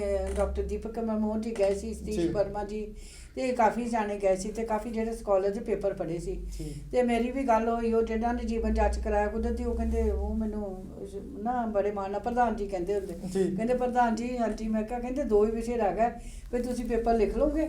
ਮੈਂ ਕਿਹਾ ਚਲੋ ਲਿਖਦੀ ਤੇ ਕਬਜ਼ਾ ਗੁਪਤਾ ਹੀ, ਚੱਲ ਮੈਂ ਪੇਪਰ ਹੀ ਲਿਖਦਾ। ਕਹਿੰਦੇ ਕਿਹੜਾ ਰਹਿ ਗਿਆ? ਮੈਂ ਕਹਿੰਦੇ ਇੱਕ ਹੋਰ ਦੱਸੇ, ਇੱਕ ਕਿ ਰਿਸ਼ਤਿਆਂ ਦੀ ਦੁਸ਼ਮਣਾ ਚੁਗਲਖੋਰੀ। ਮੈਂ ਕਿਹਾ ਆਹ ਜਿਹੜਾ ਵਧੀਆ ਜਿਹਾ ਲੱਗਾ ਸੁਣਨ ਨੂੰ ਕਿ ਮੈਨੂੰ ਆਹ ਦੇ ਦਿਓ ਜੀ। ਮੈਂ ਉਹਦੇ ਤੇ ਪੇਪਰ ਪੜ੍ਹਿਆ ਹੈ ਨਾ, ਤੇ ਫਿਰ ਮੈਨੂੰ ਸੀ ਵੀ ਮੈਨੂੰ ਤਾਂ ਰੋਟੀ ਮੈਨੂੰ ਹਜਮ ਹੀ ਨਹੀਂ ਹੋਣੀ ਫਿਰ ਜਦ ਤੱਕ ਮੈਂ ਇੱਕ ਕਵਿਤਾ ਨਾ ਲਿਖ ਕੇ ਪਾ ਦਾਂ। ਮੈਂ ਉਹ ਰਿਸ਼ਤਿਆਂ ਦੀ ਦੁਸ਼ਮਣਾ ਚੁਗਲਖੋਰੀ ਤੇ ਉਹਦੇ ਵਿੱਚ ਮੈਂ ਉਹ ਪਾ ਦਿੱਤਾ ਸੀਗਾ, ਇੱਕ ਆਪਣੀ ਕਵਿਤਾ ਪਾ ਦਿੱਤੀ ਤੇ ਉਹਦੀ ਮੇਰੀ YouTube ਤੇ ਵੀ ਦੇਖ ਲੈ, ਉਹ ਚੁਗਲੀਆਂ ਬਾਈ ਸੁੰਦਰਪਾ ਰਾਜਾ ਸੰਚੀ ਤੇ ਇੱਕ ਮਨਦੀਪ ਸੰਧੂ ਸੀ, ਅਸੀਂ ਬੈਠੇ ਥੋੜੀ ਜਿਹੀ ਨਾਲ ਬਣਾ ਵੀ ਦਿੱਤੀ ਵੀਡੀਓ। ਤੇ ਕੁਛ ਇਦਾਂ ਦੇ ਜਿਹੜੇ ਵਿਸ਼ੇ ਹੁੰਦੇ ਨੇ ਸਾਡੇ ਸਮਾਜ ਦੇ ਵਿੱਚ ਕਿ ਜਿਹੜੇ ਉਹ ਇੱਕ ਹੱਸ ਰਸ ਦਾ ਵਿਸ਼ਾ ਵੀ ਬਣ ਜਾਂਦੇ ਤੇ ਨਾਲ ਹੀ ਉਹਦੇ ਨਾਲ ਸਮਾਜ ਦੇ ਵਿੱਚ ਇੱਕ ਸੇਧ ਵੀ ਦਿੱਤੀ ਜਾ ਸਕਦੀ ਆ। ਸੋ ਇੱਕ ਇਹ ਵੀ ਬੜਾ ਅਹਿਮ ਵਿਸ਼ਾ ਹੈ ਜੀ। ਇਹ ਜਿਹੜੀ ਚੁਗਲੀ ਆ ਨਾ, ਜਿਹੜੀ ਸੁਣੀ ਸੁਣਾਈ ਲੋਕਾਂ ਦੇ ਘਰ ਤਿੜਕ ਜਾਂਦੇ ਨੇ, ਬਹੁਤ ਦੇ ਘਰ ਉਜਾੜ ਦਿੱਤੇ ਜੀ ਚੁਗਲੀਆਂ ਨੇ ਜੀ। ਦੇਖੋ ਜੀ ਇੰਨਾ ਬਖਰੇਵਾ ਪੈ ਜਾਂਦਾ ਸੁਣੀ ਸੁਣਾਈ ਗੱਲ ਦੇ ਪਿੱਛੇ, ਤੁਸੀਂ ਲੱਗ ਕੇ ਤੇ ਤੁਸੀਂ ਆਪਣੇ ਘਰ ਨੂੰ ਨਾਸ-ਤਾਸ ਕਰ ਦਿੰਦੇ ਹੋ। ਤੇ ਇਹ ਹੀ ਆ ਕਿ ਉੱਥੇ ਸਿਆਣ ਪਈ ਹੁੰਦੀ ਕਿ ਜਿਹੜੀ ਸੱਚੀ ਗੱਲ ਆ, ਜਿਹੜੀ ਆਪਣੀ ਅੱਖਾਂ ਨਾਲ ਦੇਖੀ ਆ, ਕੰਨਾਂ ਨਾਲ ਸੁਣੀ ਆ, ਤੁਸੀਂ ਉਹਦੇ ਤੇ ਵਿਸ਼ਵਾਸ ਕਰੋ। ਜੇ ਆਪਾਂ ਲੋਕਾਂ ਦੀ ਇਹ ਗੱਲਾਂ ਸੁਣ ਕੇ ਆਪਣੇ ਘਰ ਨੂੰ ਜਾਣਨਾ, ਤੇ ਲੋਕਾਂ ਨੇ ਤੇ ਦੇਖੋ ਜੀ ਘਰ ਤਾਂ ਸਾਰੀ ਜ਼ਿੰਦਗੀ ਲੱਗ ਜਾਂਦੀ ਬਣਾਉਣ ਲਈ, ਤਾਂ ਤੋੜਨ ਲੱਗਿਆ ਸਾਨੂੰ 1 ਮਿੰਟ ਲੱਗਦਾ। ਤੇ ਕੁਛ ਮੈਂ ਇਦਾਂ ਦੇ ਵੀ ਜਿਹੜੇ ਵਿਸ਼ੇ ਨੇ ਉਹਨਾਂ ਨੂੰ ਵੀ ਟੱਚ ਕਰ ਲੈਣੀ ਜੀ। ਜ਼ਰੂਰ ਸੁਣਾਓ ਜੀ, ਇਹ ਸਾਡੇ ਦਰਸ਼ਕਾਂ ਨੂੰ ਜਿਹੜਾ ਹੈਗਾ ਇਹ ਗੰਭੀਰ ਵਿਸ਼ਾ ਵੀ ਹੈ, ਇੱਕ ਜਿਹੜਾ ਹੈਗਾ ਸੁਨੇਹਾ ਵੀ ਹੈ, ਤੇ ਹਾਸ ਰਸ ਦਾ ਜਿਹੜਾ ਹੈਗਾ ਉਹ ਵੀ ਇੱਕ ਅਹਿਮ ਮੰਨਿਆ ਜਾਂਦਾ ਹੈ ਚੁਗਲੀਆਂ ਨੂੰ ਸਮਾਜ ਦੇ ਵਿੱਚ। ਮੈਂ ਉਹ ਤੁਹਾਡੇ ਨਾਲ ਚੁਗਲੀਆਂ ਜ਼ਰੂਰ ਸਾਂਝੀਆਂ ਕਰੋ ਜੀ। ਹਾਂਜੀ, ਮੈਂ ਨਾ ਇਹਦੇ 'ਚ ਪਾਈਆਂ ਸੀ ਤੇ ਕਿਉਂਕਿ ਅਕਸਰ ਹੀ ਦੇਖਿਆ ਜਾਂਦਾ ਹੈ ਕਿ ਜਿਹੜੀਆਂ 4 ਬੀਬੀਆਂ ਜਾਂ 4 ਬੰਦੇ ਇਕੱਠੇ ਹੋਣ ਤਾਂ ਕਹਿੰਦੇ ਉਹ ਚੁਗਲੀਆਂ ਤਾਂ ਜ਼ਰੂਰ ਕਰਦੇ ਆ ਕਿਸੇ ਨਾ ਕਿਸੇ ਦੀਆਂ। ਬਿਲਕੁਲ। ਤੇ ਇਹ ਚੁਗਲੀਆਂ ਨਾਲ ਜਿਹੜੇ ਹੈਗੇ ਆ ਹਾਸ ਰਸ ਦਾ ਪਾਤਰ ਵੀ ਹੈ, ਤੇ ਨਾਲੋਂ ਨਾਲ ਜਿਹੜਾ ਹੈਗਾ ਸਮਾਜ ਦੇ ਵਿੱਚ ਕਈ ਘਰਾਂ ਨੂੰ ਤੋੜਨ ਦਾ ਕੰਮ ਜਿਹੜਾ ਚੁਗਲੀਆਂ ਨਾਲ ਕਰਦਾ। ਬਿਲਕੁਲ ਜੀ। ਮੈਂ ਤੁਹਾਨੂੰ ਸੁਣਾਉਣੀ ਆ ਜੀ, ਜਿੱਦਾਂ ਚੁਗਲੀਆਂ ਕਰਦੀਆਂ ਬੜੀਆਂ। ਆ ਭੈਣੇ ਤੂੰ ਬਹਿ ਜਾ, ਆ ਭੈਣੇ ਤੂੰ ਬਹਿ ਜਾ, ਤੈਨੂੰ ਇੱਕ ਗੱਲ ਸੁਣਾਉਣੀ ਆ। ਮੈਂ ਨਾ ਸੁਣੀ ਸੁਣਾਈ ਕਰਦੀ, ਆਖੀ ਨਾ ਖੰਭਾਂ ਦੀ ਡਰ ਬਣਾਉਣੀ ਆ। ਮੱਠੀ ਜਿਹੀ ਢਿੱਡ ਵਿੱਚ ਪੀੜ ਹੋਣੀ ਲੱਗੀ ਏ, ਸੁਣਨੀ ਆ ਤਾਂ ਸੁਣ ਲੈ ਭੈਣੇ, ਨਹੀਂ ਤਾਂ ਸੌਣ ਹੀ ਲੱਗੀ ਏ। ਅੱਜ ਲੰਬੜਾਂ ਦੀ ਨੂੰਹ ਨੇ ਚੰਦ ਚੜਾਇਆ ਏ, ਚੱਲੋ ਚੱਲੀ ਹੋ ਗਈ, ਬੜਾ ਹੀ ਰੌਲਾ ਪਾਏ। ਗੱਲ ਕੋਈ ਹੁੰਦੀ ਨਹੀਂ ਜੀ, ਉੱਥੇ ਹੋ ਜਾਂਦੀ ਚੱਲੋ ਚੱਲੀ।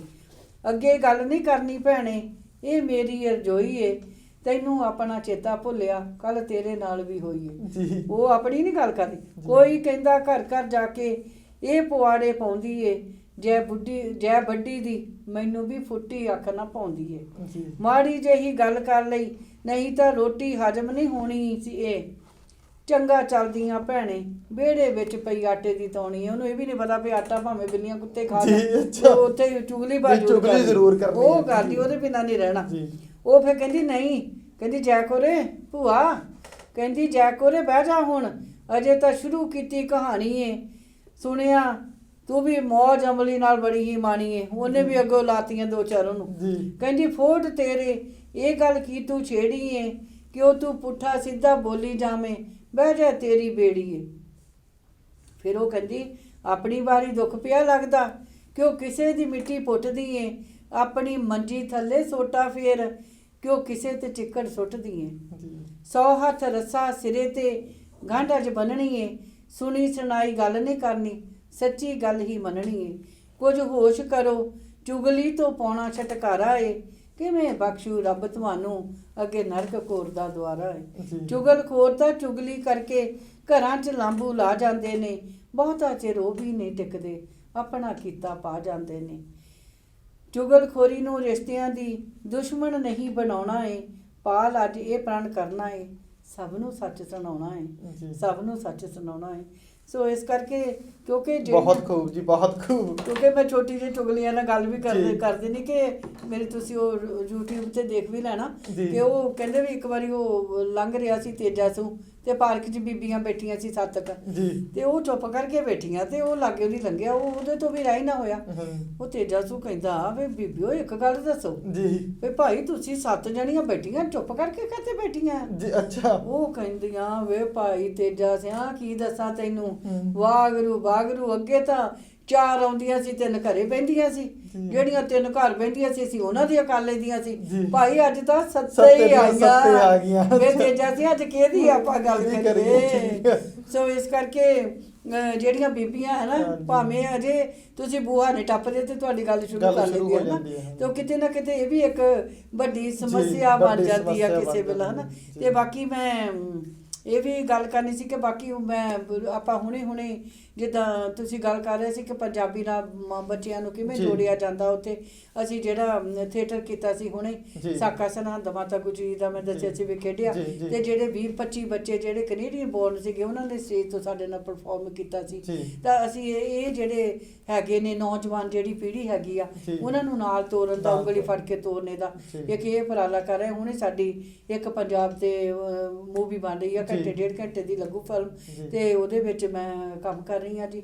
ਸੋ ਤੁਸੀਂ ਸਾਰਿਆਂ ਨੂੰ ਉਮੀਦ ਕਰਦੇ ਕਿ ਜਦੋਂ ਮੂਵੀ ਬਣ ਗਈ ਤੇ ਸਾਰੇ ਸਾਨੂੰ ਇੰਨਾ ਹੀ ਸਾਰੇ ਦਰਸ਼ਕ ਸਰੋਤੇ ਸਾਡੇ ਪਿਆਰ ਦੇਣ, ਤੇ ਉਹਦੇ ਵਿੱਚ ਮੈਂ ਕਿਸਾਨ ਦੀ ਪਤਨੀ ਦਾ ਰੋਲ ਕਰ ਰਹੀ ਹਾਂ, ਤੇ ਇਸੇ ਕਰਕੇ ਸ਼ੂਟਿੰਗ ਦੇ ਸਿਲਸਿਲੇ 'ਚ ਆਈ ਸੀ। ਤੇ ਕੁਝ ਮੇਰੇ ਗਾਣੇ ਕੀਤੇ ਸੀ ਜੱਸੀ ਧਨੋਲਾ ਨੇ, ਤੇ ਉਹ ਮਾਂ ਤੇ ਇੱਕ ਗਾਣਾ ਸੀ, ਤੇ ਉਹ ਵੀ ਤੇ ਉਹਦੇ ਤੇ ਇੱਕ ਵਿਧਵਾ ਤੇ ਸੀ, ਉਹ 4-5 ਗਾਣੇ ਕੀਤੇ ਨੇ।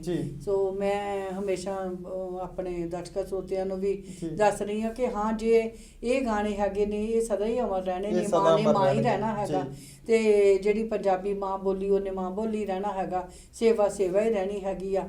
ਤੇ ਜਿੱਦਾਂ ਵੀ ਤੁਸੀਂ ਧੀਆਂ ਨੇ ਧੀਆਂ ਹੀ ਰਹਿਣਾ, ਤੇ ਜਿਹੜੀਆਂ ਇਹ ਰਿਸ਼ਤਾ ਜਿਹੜਾ ਇਹ ਕਦੀ ਬਦਲ ਨਹੀਂ ਹੈਗਾ। ਤੁਸੀਂ ਇਹਨਾਂ ਰਿਸ਼ਤਿਆਂ ਤੇ ਜਦੋਂ ਕੁਝ ਲਿਖਦੇ ਹੋ ਤੇ ਉਹ ਕਦੀ ਵੀ ਗਾਣੇ ਜਿਹੜੇ ਨੇ ਉਹ ਹਮੇਸ਼ਾ ਹੀ ਠੀਕ ਹੋਣਗੇ। ਆਪਾਂ ਨੂੰ ਇਹ ਨਹੀਂ ਹੈਗਾ ਕਿ ਅਸੀਂ ਕੋਈ ਇਹ ਤੋਂ ਕੋਈ ਆਮਦਨ ਕਰਨੀ ਹੈ ਜਾਂ ਪੈਸੇ ਲੈਣੇ। ਮੇਰੀ ਰੂਹ ਦੀ ਖੁਰਾਕ ਆ ਕਿ ਮੈਂ ਇੱਕ ਆਪਣੇ ਨਵਾਂ ਤੇ ਨਰੋਆ ਸਮਾਜ ਸਿੱਧਣਾ, ਆਪਣੇ ਸਮਾਜ ਨੂੰ ਇੱਕ ਚੰਗੀ ਸੇਧ ਦੇਣੀ ਆ।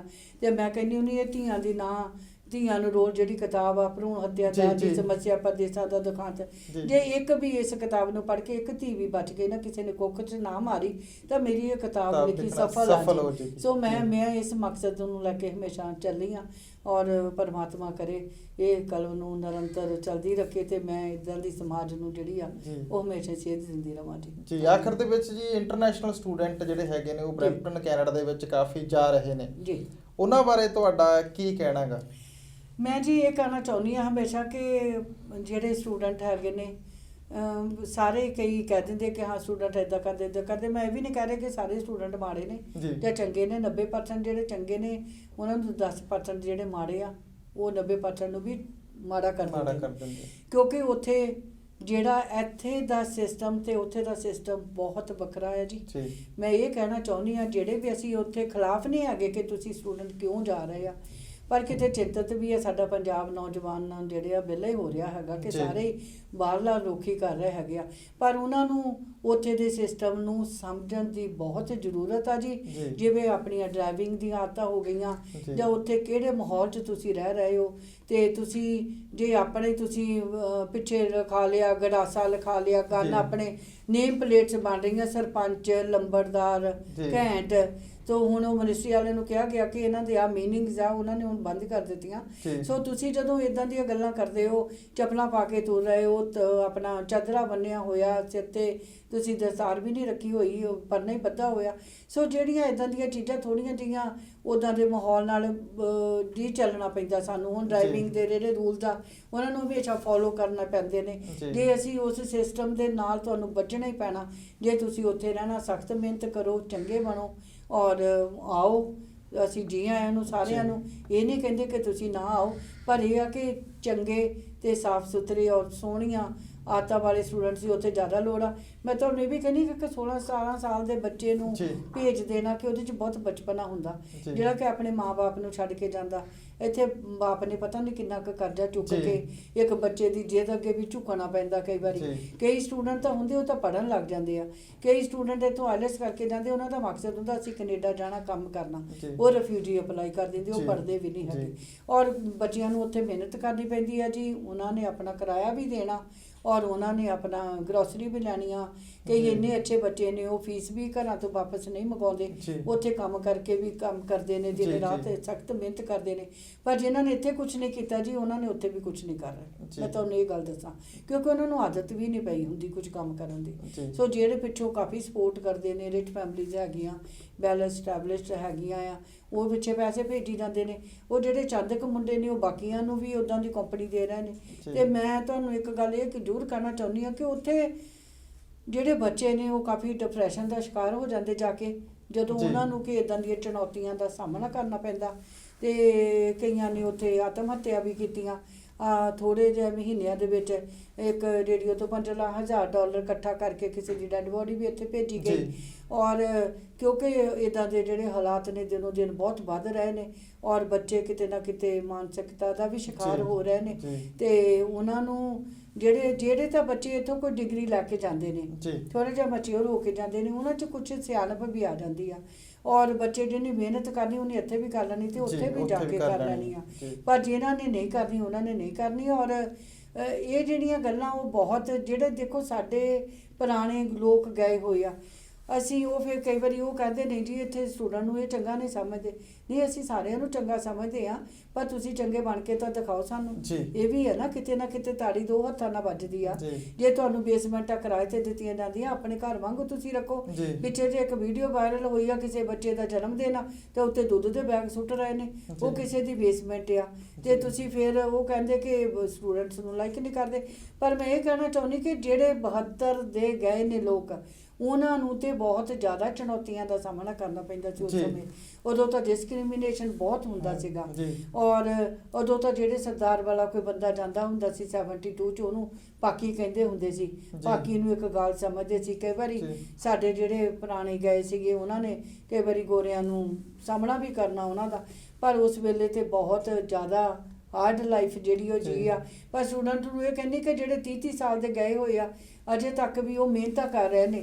ਤੇ ਤੁਸੀਂ ਇਹ ਨਾ ਸੋਚੋ ਕਿ ਤੁਸੀਂ 30 ਸਾਲਾਂ ਦੇ ਵਾਲਿਆਂ ਦੇ ਬਰਾਬਰ ਇੱਕ ਦਿਨ 'ਚ ਇੱਕ ਰਾਤ 'ਚ ਹੋ ਜਾਣਾ।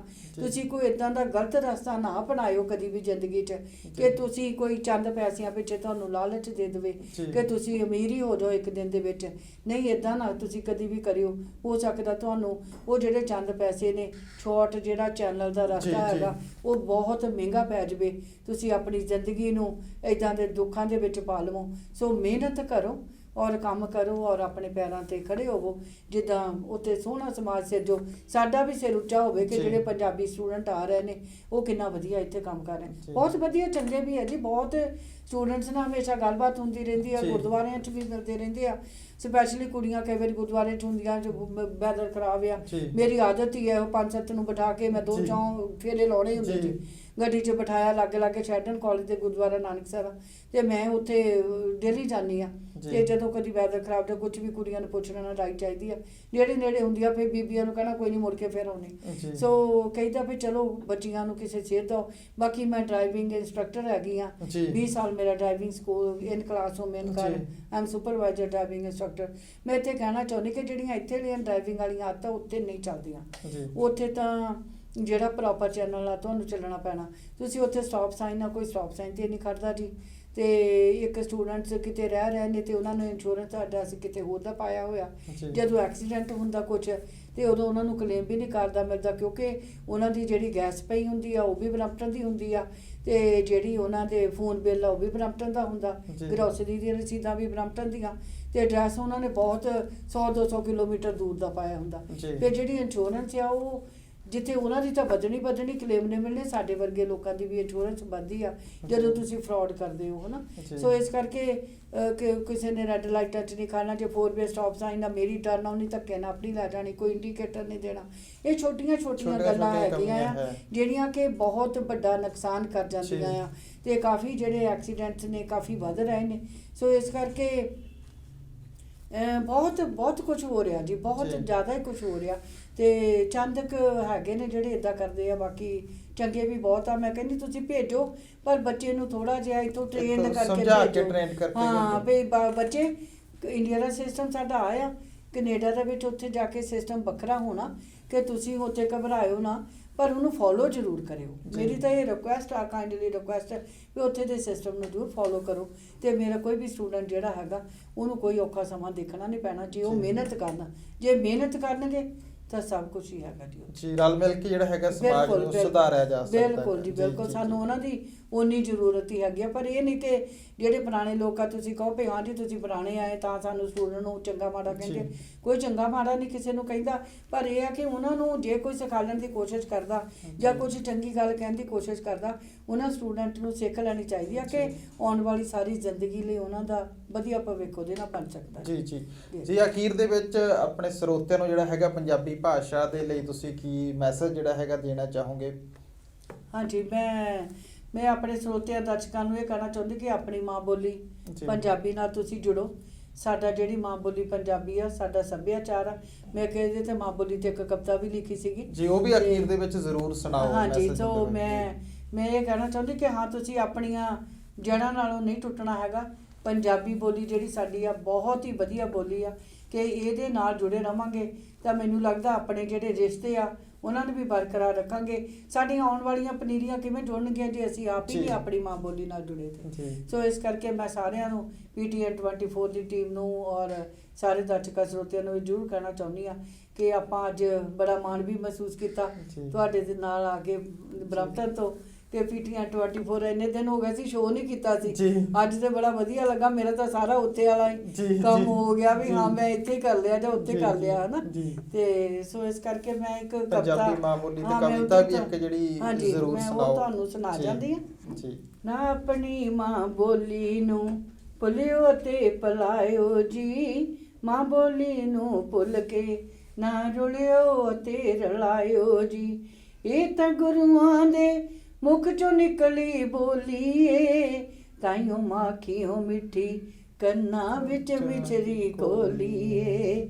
ਥੋੜਾ ਜਿਹਾ ਤੁਸੀਂ ਤਰਸ ਵੀ ਕਰਿਓ, ਨਾ ਕੋਈ ਕਹਿਰ ਕਮਾਇਓ ਜੀ, ਨਾ ਆਪਣੀ ਮਾਂ ਬੋਲੀ ਨੂੰ ਭੁੱਲਿਓ ਤੇ ਭੁਲਾਇਓ ਜੀ। ਇਹਦੀ ਅਹਿਮੀਅਤ ਨੂੰ ਵੀ ਬਰਕਰਾਰ ਵੀ ਰੱਖਣਾ ਏ, ਨਹੀਂ ਤਾਂ ਮਾਂ ਬੋਲੀ ਬਿਨ ਰਹਿਣਾ ਬੇੜਾ ਸਖਣਾ ਏ। ਵਿਦੇਸ਼ਾਂ ਵਿੱਚ ਵਸਦੇ ਲੋਕੋ ਕਰ ਕਰ ਤੁਮਾ ਪਾਇਓ ਜੀ, ਨਾ ਆਪਣੀ ਮਾਂ ਬੋਲੀ ਨੂੰ ਭੁੱਲਿਓ ਤੇ ਭੁਲਾਇਓ ਜੀ। ਇਹ ਬੋਲੀ ਮਾਣ ਵਧਾਉਂਦੀ ਸੂਫੀ ਗੁਰੂਆਂ ਸੰਤ ਫਕੀਰਾਂ ਦੇ, ਕਿਸੇ ਕਾਰਾਂ ਕਿਸੇ ਲਿਖਤੇ ਸੋਹਣੀ ਸੱਸੀ ਹੀਰਾਂ ਦੇ। ਸਾਰੇ ਵੱਧ ਚੜ ਕੇ ਮਾਂ ਬੋਲੀ ਦਾ ਦਿਵਸ ਮਨਾਇਓ ਜੀ, ਨਾ ਆਪਣੀ ਮਾਂ ਬੋਲੀ ਨੂੰ ਭੁੱਲਿਓ ਤੇ ਭੁਲਾਇਓ ਜੀ। ਸਭ ਨੂੰ ਦੱਸੋ ਇਹ ਬੋਲੀ ਨਹੀਂ ਗਵਾਰਾਂ ਦੀ, ਕੌਣ ਸਮਝਾਵੇ ਇਹਨਾਂ ਨੂੰ ਇਹ ਬੋਲੀ ਸੱਭਿਆਚਾਰਾਂ ਦੀ। ਸ਼ਾਨ ਨਾਲ ਪੰਜਾਬੀ ਬੋਲੋ, ਨਾ ਬੋਲਣ ਤੋਂ ਘਬਰਾਇਓ ਜੀ, ਨਾ ਆਪਣੀ ਮਾਂ ਬੋਲੀ ਨੂੰ ਭੁੱਲਿਓ ਤੇ ਭੁਲਾਇਓ ਜੀ। ਇਸ ਮਾਂ ਬੋਲੀ ਨਾਲ ਨੇ ਜੁੜੀਆਂ ਮੋਹ ਮਾਇਆ ਦੀਆਂ ਤੰਦਾਂ ਏ, ਮਾਂ ਬੋਲੀ ਨੂੰ ਬੋਲ ਬੋਲ ਕੇ ਹੁਣ ਪੀੜੀਆਂ ਗੰਢਾਂ ਏ। ਨਾਨੀ ਦਾਦੀ ਮਾਂ ਬੋਲੀ ਵਿੱਚ ਲੋਰੀ ਤੁਸੀਂ ਸੁਣਾਇਓ ਜੀ, ਨਾ ਆਪਣੀ ਮਾਂ ਬੋਲੀ ਨੂੰ ਭੁੱਲਿਓ ਤੇ ਭੁਲਾਇਓ ਜੀ। ਤਾਏ ਚਾਚੇ ਭੂਆ ਫੁੱਫੜ ਕਹਿ ਕੇ ਘਰ ਵਿੱਚ ਰੀਤ ਚਲਾਉਣੀ ਏ, ਆਂਟੀ ਅੰਕਲ ਕਹਿ ਕੇ ਕਾਨੂੰ ਫੋਕੀ ਸ਼ਾਨ ਵਧਾਉਣੀ ਏ। ਸਭ ਰਿਸ਼ਤੇ ਨਾਤੇ ਆਪਣੀ ਬੋਲੀ ਵਿੱਚ ਸਮਝਾਇਓ ਜੀ, ਨਾ ਆਪਣੀ ਮਾਂ ਬੋਲੀ ਨੂੰ ਭੁੱਲਿਓ ਤੇ ਭੁਲਾਇਓ ਜੀ। ਬੋਲਣਾ ਪੜ੍ਹਨਾ ਲਿਖਣਾ ਆਪਣੀ ਮਾਂ ਬੋਲੀ ਵਿੱਚ ਸਿੱਖੋ ਜੀ, ਹੱਥ ਪੋਚਵੀਂ ਫੱਟੀ ਫੜ ਕੇ ਉਸ ਦੇ ਉੱਪਰ ਲਿਖੋ ਜੀ। ਪਾਲ 35 ਅੱਖਰੀ ਵਾਲਾ ਕਾਇਦਾ ਸਭ ਦੇ ਹੱਥ ਫੜਾਇਓ ਜੀ, ਨਾ ਆਪਣੀ ਮਾਂ ਬੋਲੀ ਨੂੰ ਭੁੱਲਿਓ ਤੇ ਭੁਲਾਇਓ ਜੀ। ਮਾਂ ਬੋਲੀ ਨੂੰ ਨਾ ਰੁਲਿਓ, ਨਾ ਭੁੱਲ ਕੇ ਤੁਸੀਂ ਰਲਾਇਓ ਜੀ, ਨਾ ਆਪਣੀ ਮਾਂ ਬੋਲੀ ਨੂੰ ਭੁੱਲਿਓ ਤੇ ਭੁਲਾਇਓ ਜੀ, ਨਾ ਆਪਣੀ ਮਾਂ ਬੋਲੀ ਨੂੰ। ਬਹੁਤ ਬਹੁਤ ਧੰਨਵਾਦ ਜੀ ਸਾਡੇ ਨਾਲ ਗੱਲਬਾਤ ਕਰਨ ਦੇ ਲਈ। ਤੁਹਾਡਾ ਬਹੁਤ ਬਹੁਤ ਧੰਨਵਾਦ ਜੀ। PTN 24 ਦੇ ਜਿਹੜੇ ਭਾਰਤ ਦੇ ਵਿੱਚ ਪੰਜਾਬ 'ਚ ਬੈਠੇ ਸਾਡੇ ਦਰਸ਼ਕ ਸਰੋਤੇ ਨੇ, ਢੇਰ ਸਾਰੀਆਂ ਉਹਨਾਂ ਨੂੰ ਸੁੰਦਰਪਾਲ ਰਾਜਾ ਸੰਚੀ ਵੱਲੋਂ ਬਹੁਤ ਸਾਰੀਆਂ ਢੇਰ ਸਾਰੀਆਂ ਦੁਆਵਾਂ। ਤੇ ਇੱਥੇ ਜਿਹੜੀ PTN 24 ਦੀ ਟੀਮ ਆ, ਤੁਹਾਨੂੰ ਬਹੁਤ ਸ਼ੁਭ ਕਾਮਨਾਵਾਂ ਜੀ। ਤੁਹਾਡੀ ਤਹਿ ਦਿਲ ਤੋਂ ਧੰਨਵਾਦ ਕਰਦੀ ਹਾਂ ਕਿ ਤੁਸੀਂ ਮੈਨੂੰ ਟਾਈਮ ਦਿੱਤਾ, ਸਮਾਂ ਬਖਸ਼ਿਆ, ਤੇ ਤੁਹਾਡੀਆਂ ਇਹ ਯਾਦਾਂ, ਇਹ ਪਿਆਰ ਆਪਣੀ ਝੋਲੀ ਦੇ ਵਿੱਚ ਪਾ ਕੇ ਮੈਂ PTN 24 ਤੇ ਬਰੰਪਟਨ ਦੇ ਆਪਣੇ ਸਾਰੇ ਹੀ ਜਿੰਨੇ ਵੀ ਹੋਸਟ ਆ ਸਾਰੀ ਟੀਮ ਨਾਲ ਸਾਂਝੀਆਂ ਕਰਾਂਗੀ। ਔਰ ਤੁਹਾਡਾ ਇੰਨਾ ਪਿਆਰ ਸਤਿਕਾਰ ਦੇਣ ਦਾ ਬਹੁਤ ਬਹੁਤ ਧੰਨਵਾਦ ਜੀ। ਬਹੁਤ ਬਹੁਤ ਸ਼ੁਕਰੀਆ ਜੀ। ਹਾਂਜੀ। ਸੋ ਇਹ ਸਨ ਸਾਹਿਤਕ ਸ਼ਖਸੀਅਤ ਸੁੰਦਰਪਾਲ ਰਾਜਾ ਸਾਂਸੀ ਜੀ, ਜਿਨ੍ਹਾਂ ਨੇ ਕਿ ਸਭ ਨੂੰ ਪੰਜਾਬੀ ਹੋਣ ਅਤੇ ਪੰਜਾਬੀ ਭਾਸ਼ਾ ਬੋਲਣ ਦਾ ਸੁਨੇਹਾ ਦਿੱਤਾ ਹੈ ਅਤੇ ਸਾਡੇ ਸਮਾਜ ਦੇ ਵਿੱਚ ਜਿੰਨੀਆਂ ਵੀ ਬੁਰਾਈਆਂ ਨੇ ਉਸ ਉੱਪਰ ਖੁੱਲ੍ਹ ਕੇ ਚਰਚਾ ਕੀਤੀ ਹੈ ਅਤੇ ਉਹਨਾਂ ਨੇ ਆਪਣੇ ਕਲਮ ਦੇ ਮਾਧਿਅਮ ਦੇ ਰਾਹੀਂ ਵੀ ਜਿਹੜਾ ਹੈਗਾ ਇੱਕ ਸੁਹਿਰਦ ਸੁਨੇਹਾ ਦੇਣ ਦੀ ਕੋਸ਼ਿਸ਼ ਕੀਤੀ ਹੈ ਅਤੇ ਸਾਨੂੰ ਸਭ ਨੂੰ ਜਿਹੜਾ ਹੈਗਾ ਪੰਜਾਬੀ ਹੋਣ 'ਤੇ ਮਾਣ ਮਹਿਸੂਸ ਹੋਣਾ ਚਾਹੀਦਾ ਅਤੇ ਆਮ ਗੱਲਬਾਤ ਦੇ ਵਿੱਚ ਜਿਹੜਾ ਹੈਗਾ ਪੰਜਾਬੀ ਭਾਸ਼ਾ ਦੀ ਵਰਤੋਂ ਹੀ ਕਰਨੀ ਚਾਹੀਦੀ ਹੈ। ਸੋ ਫਿਲਹਾਲ ਦੇ ਲਈ ਇੰਨਾ ਹੀ। ਮੈਨੂੰ ਦਿਓ ਇਜਾਜ਼ਤ। ਧੰਨਵਾਦ।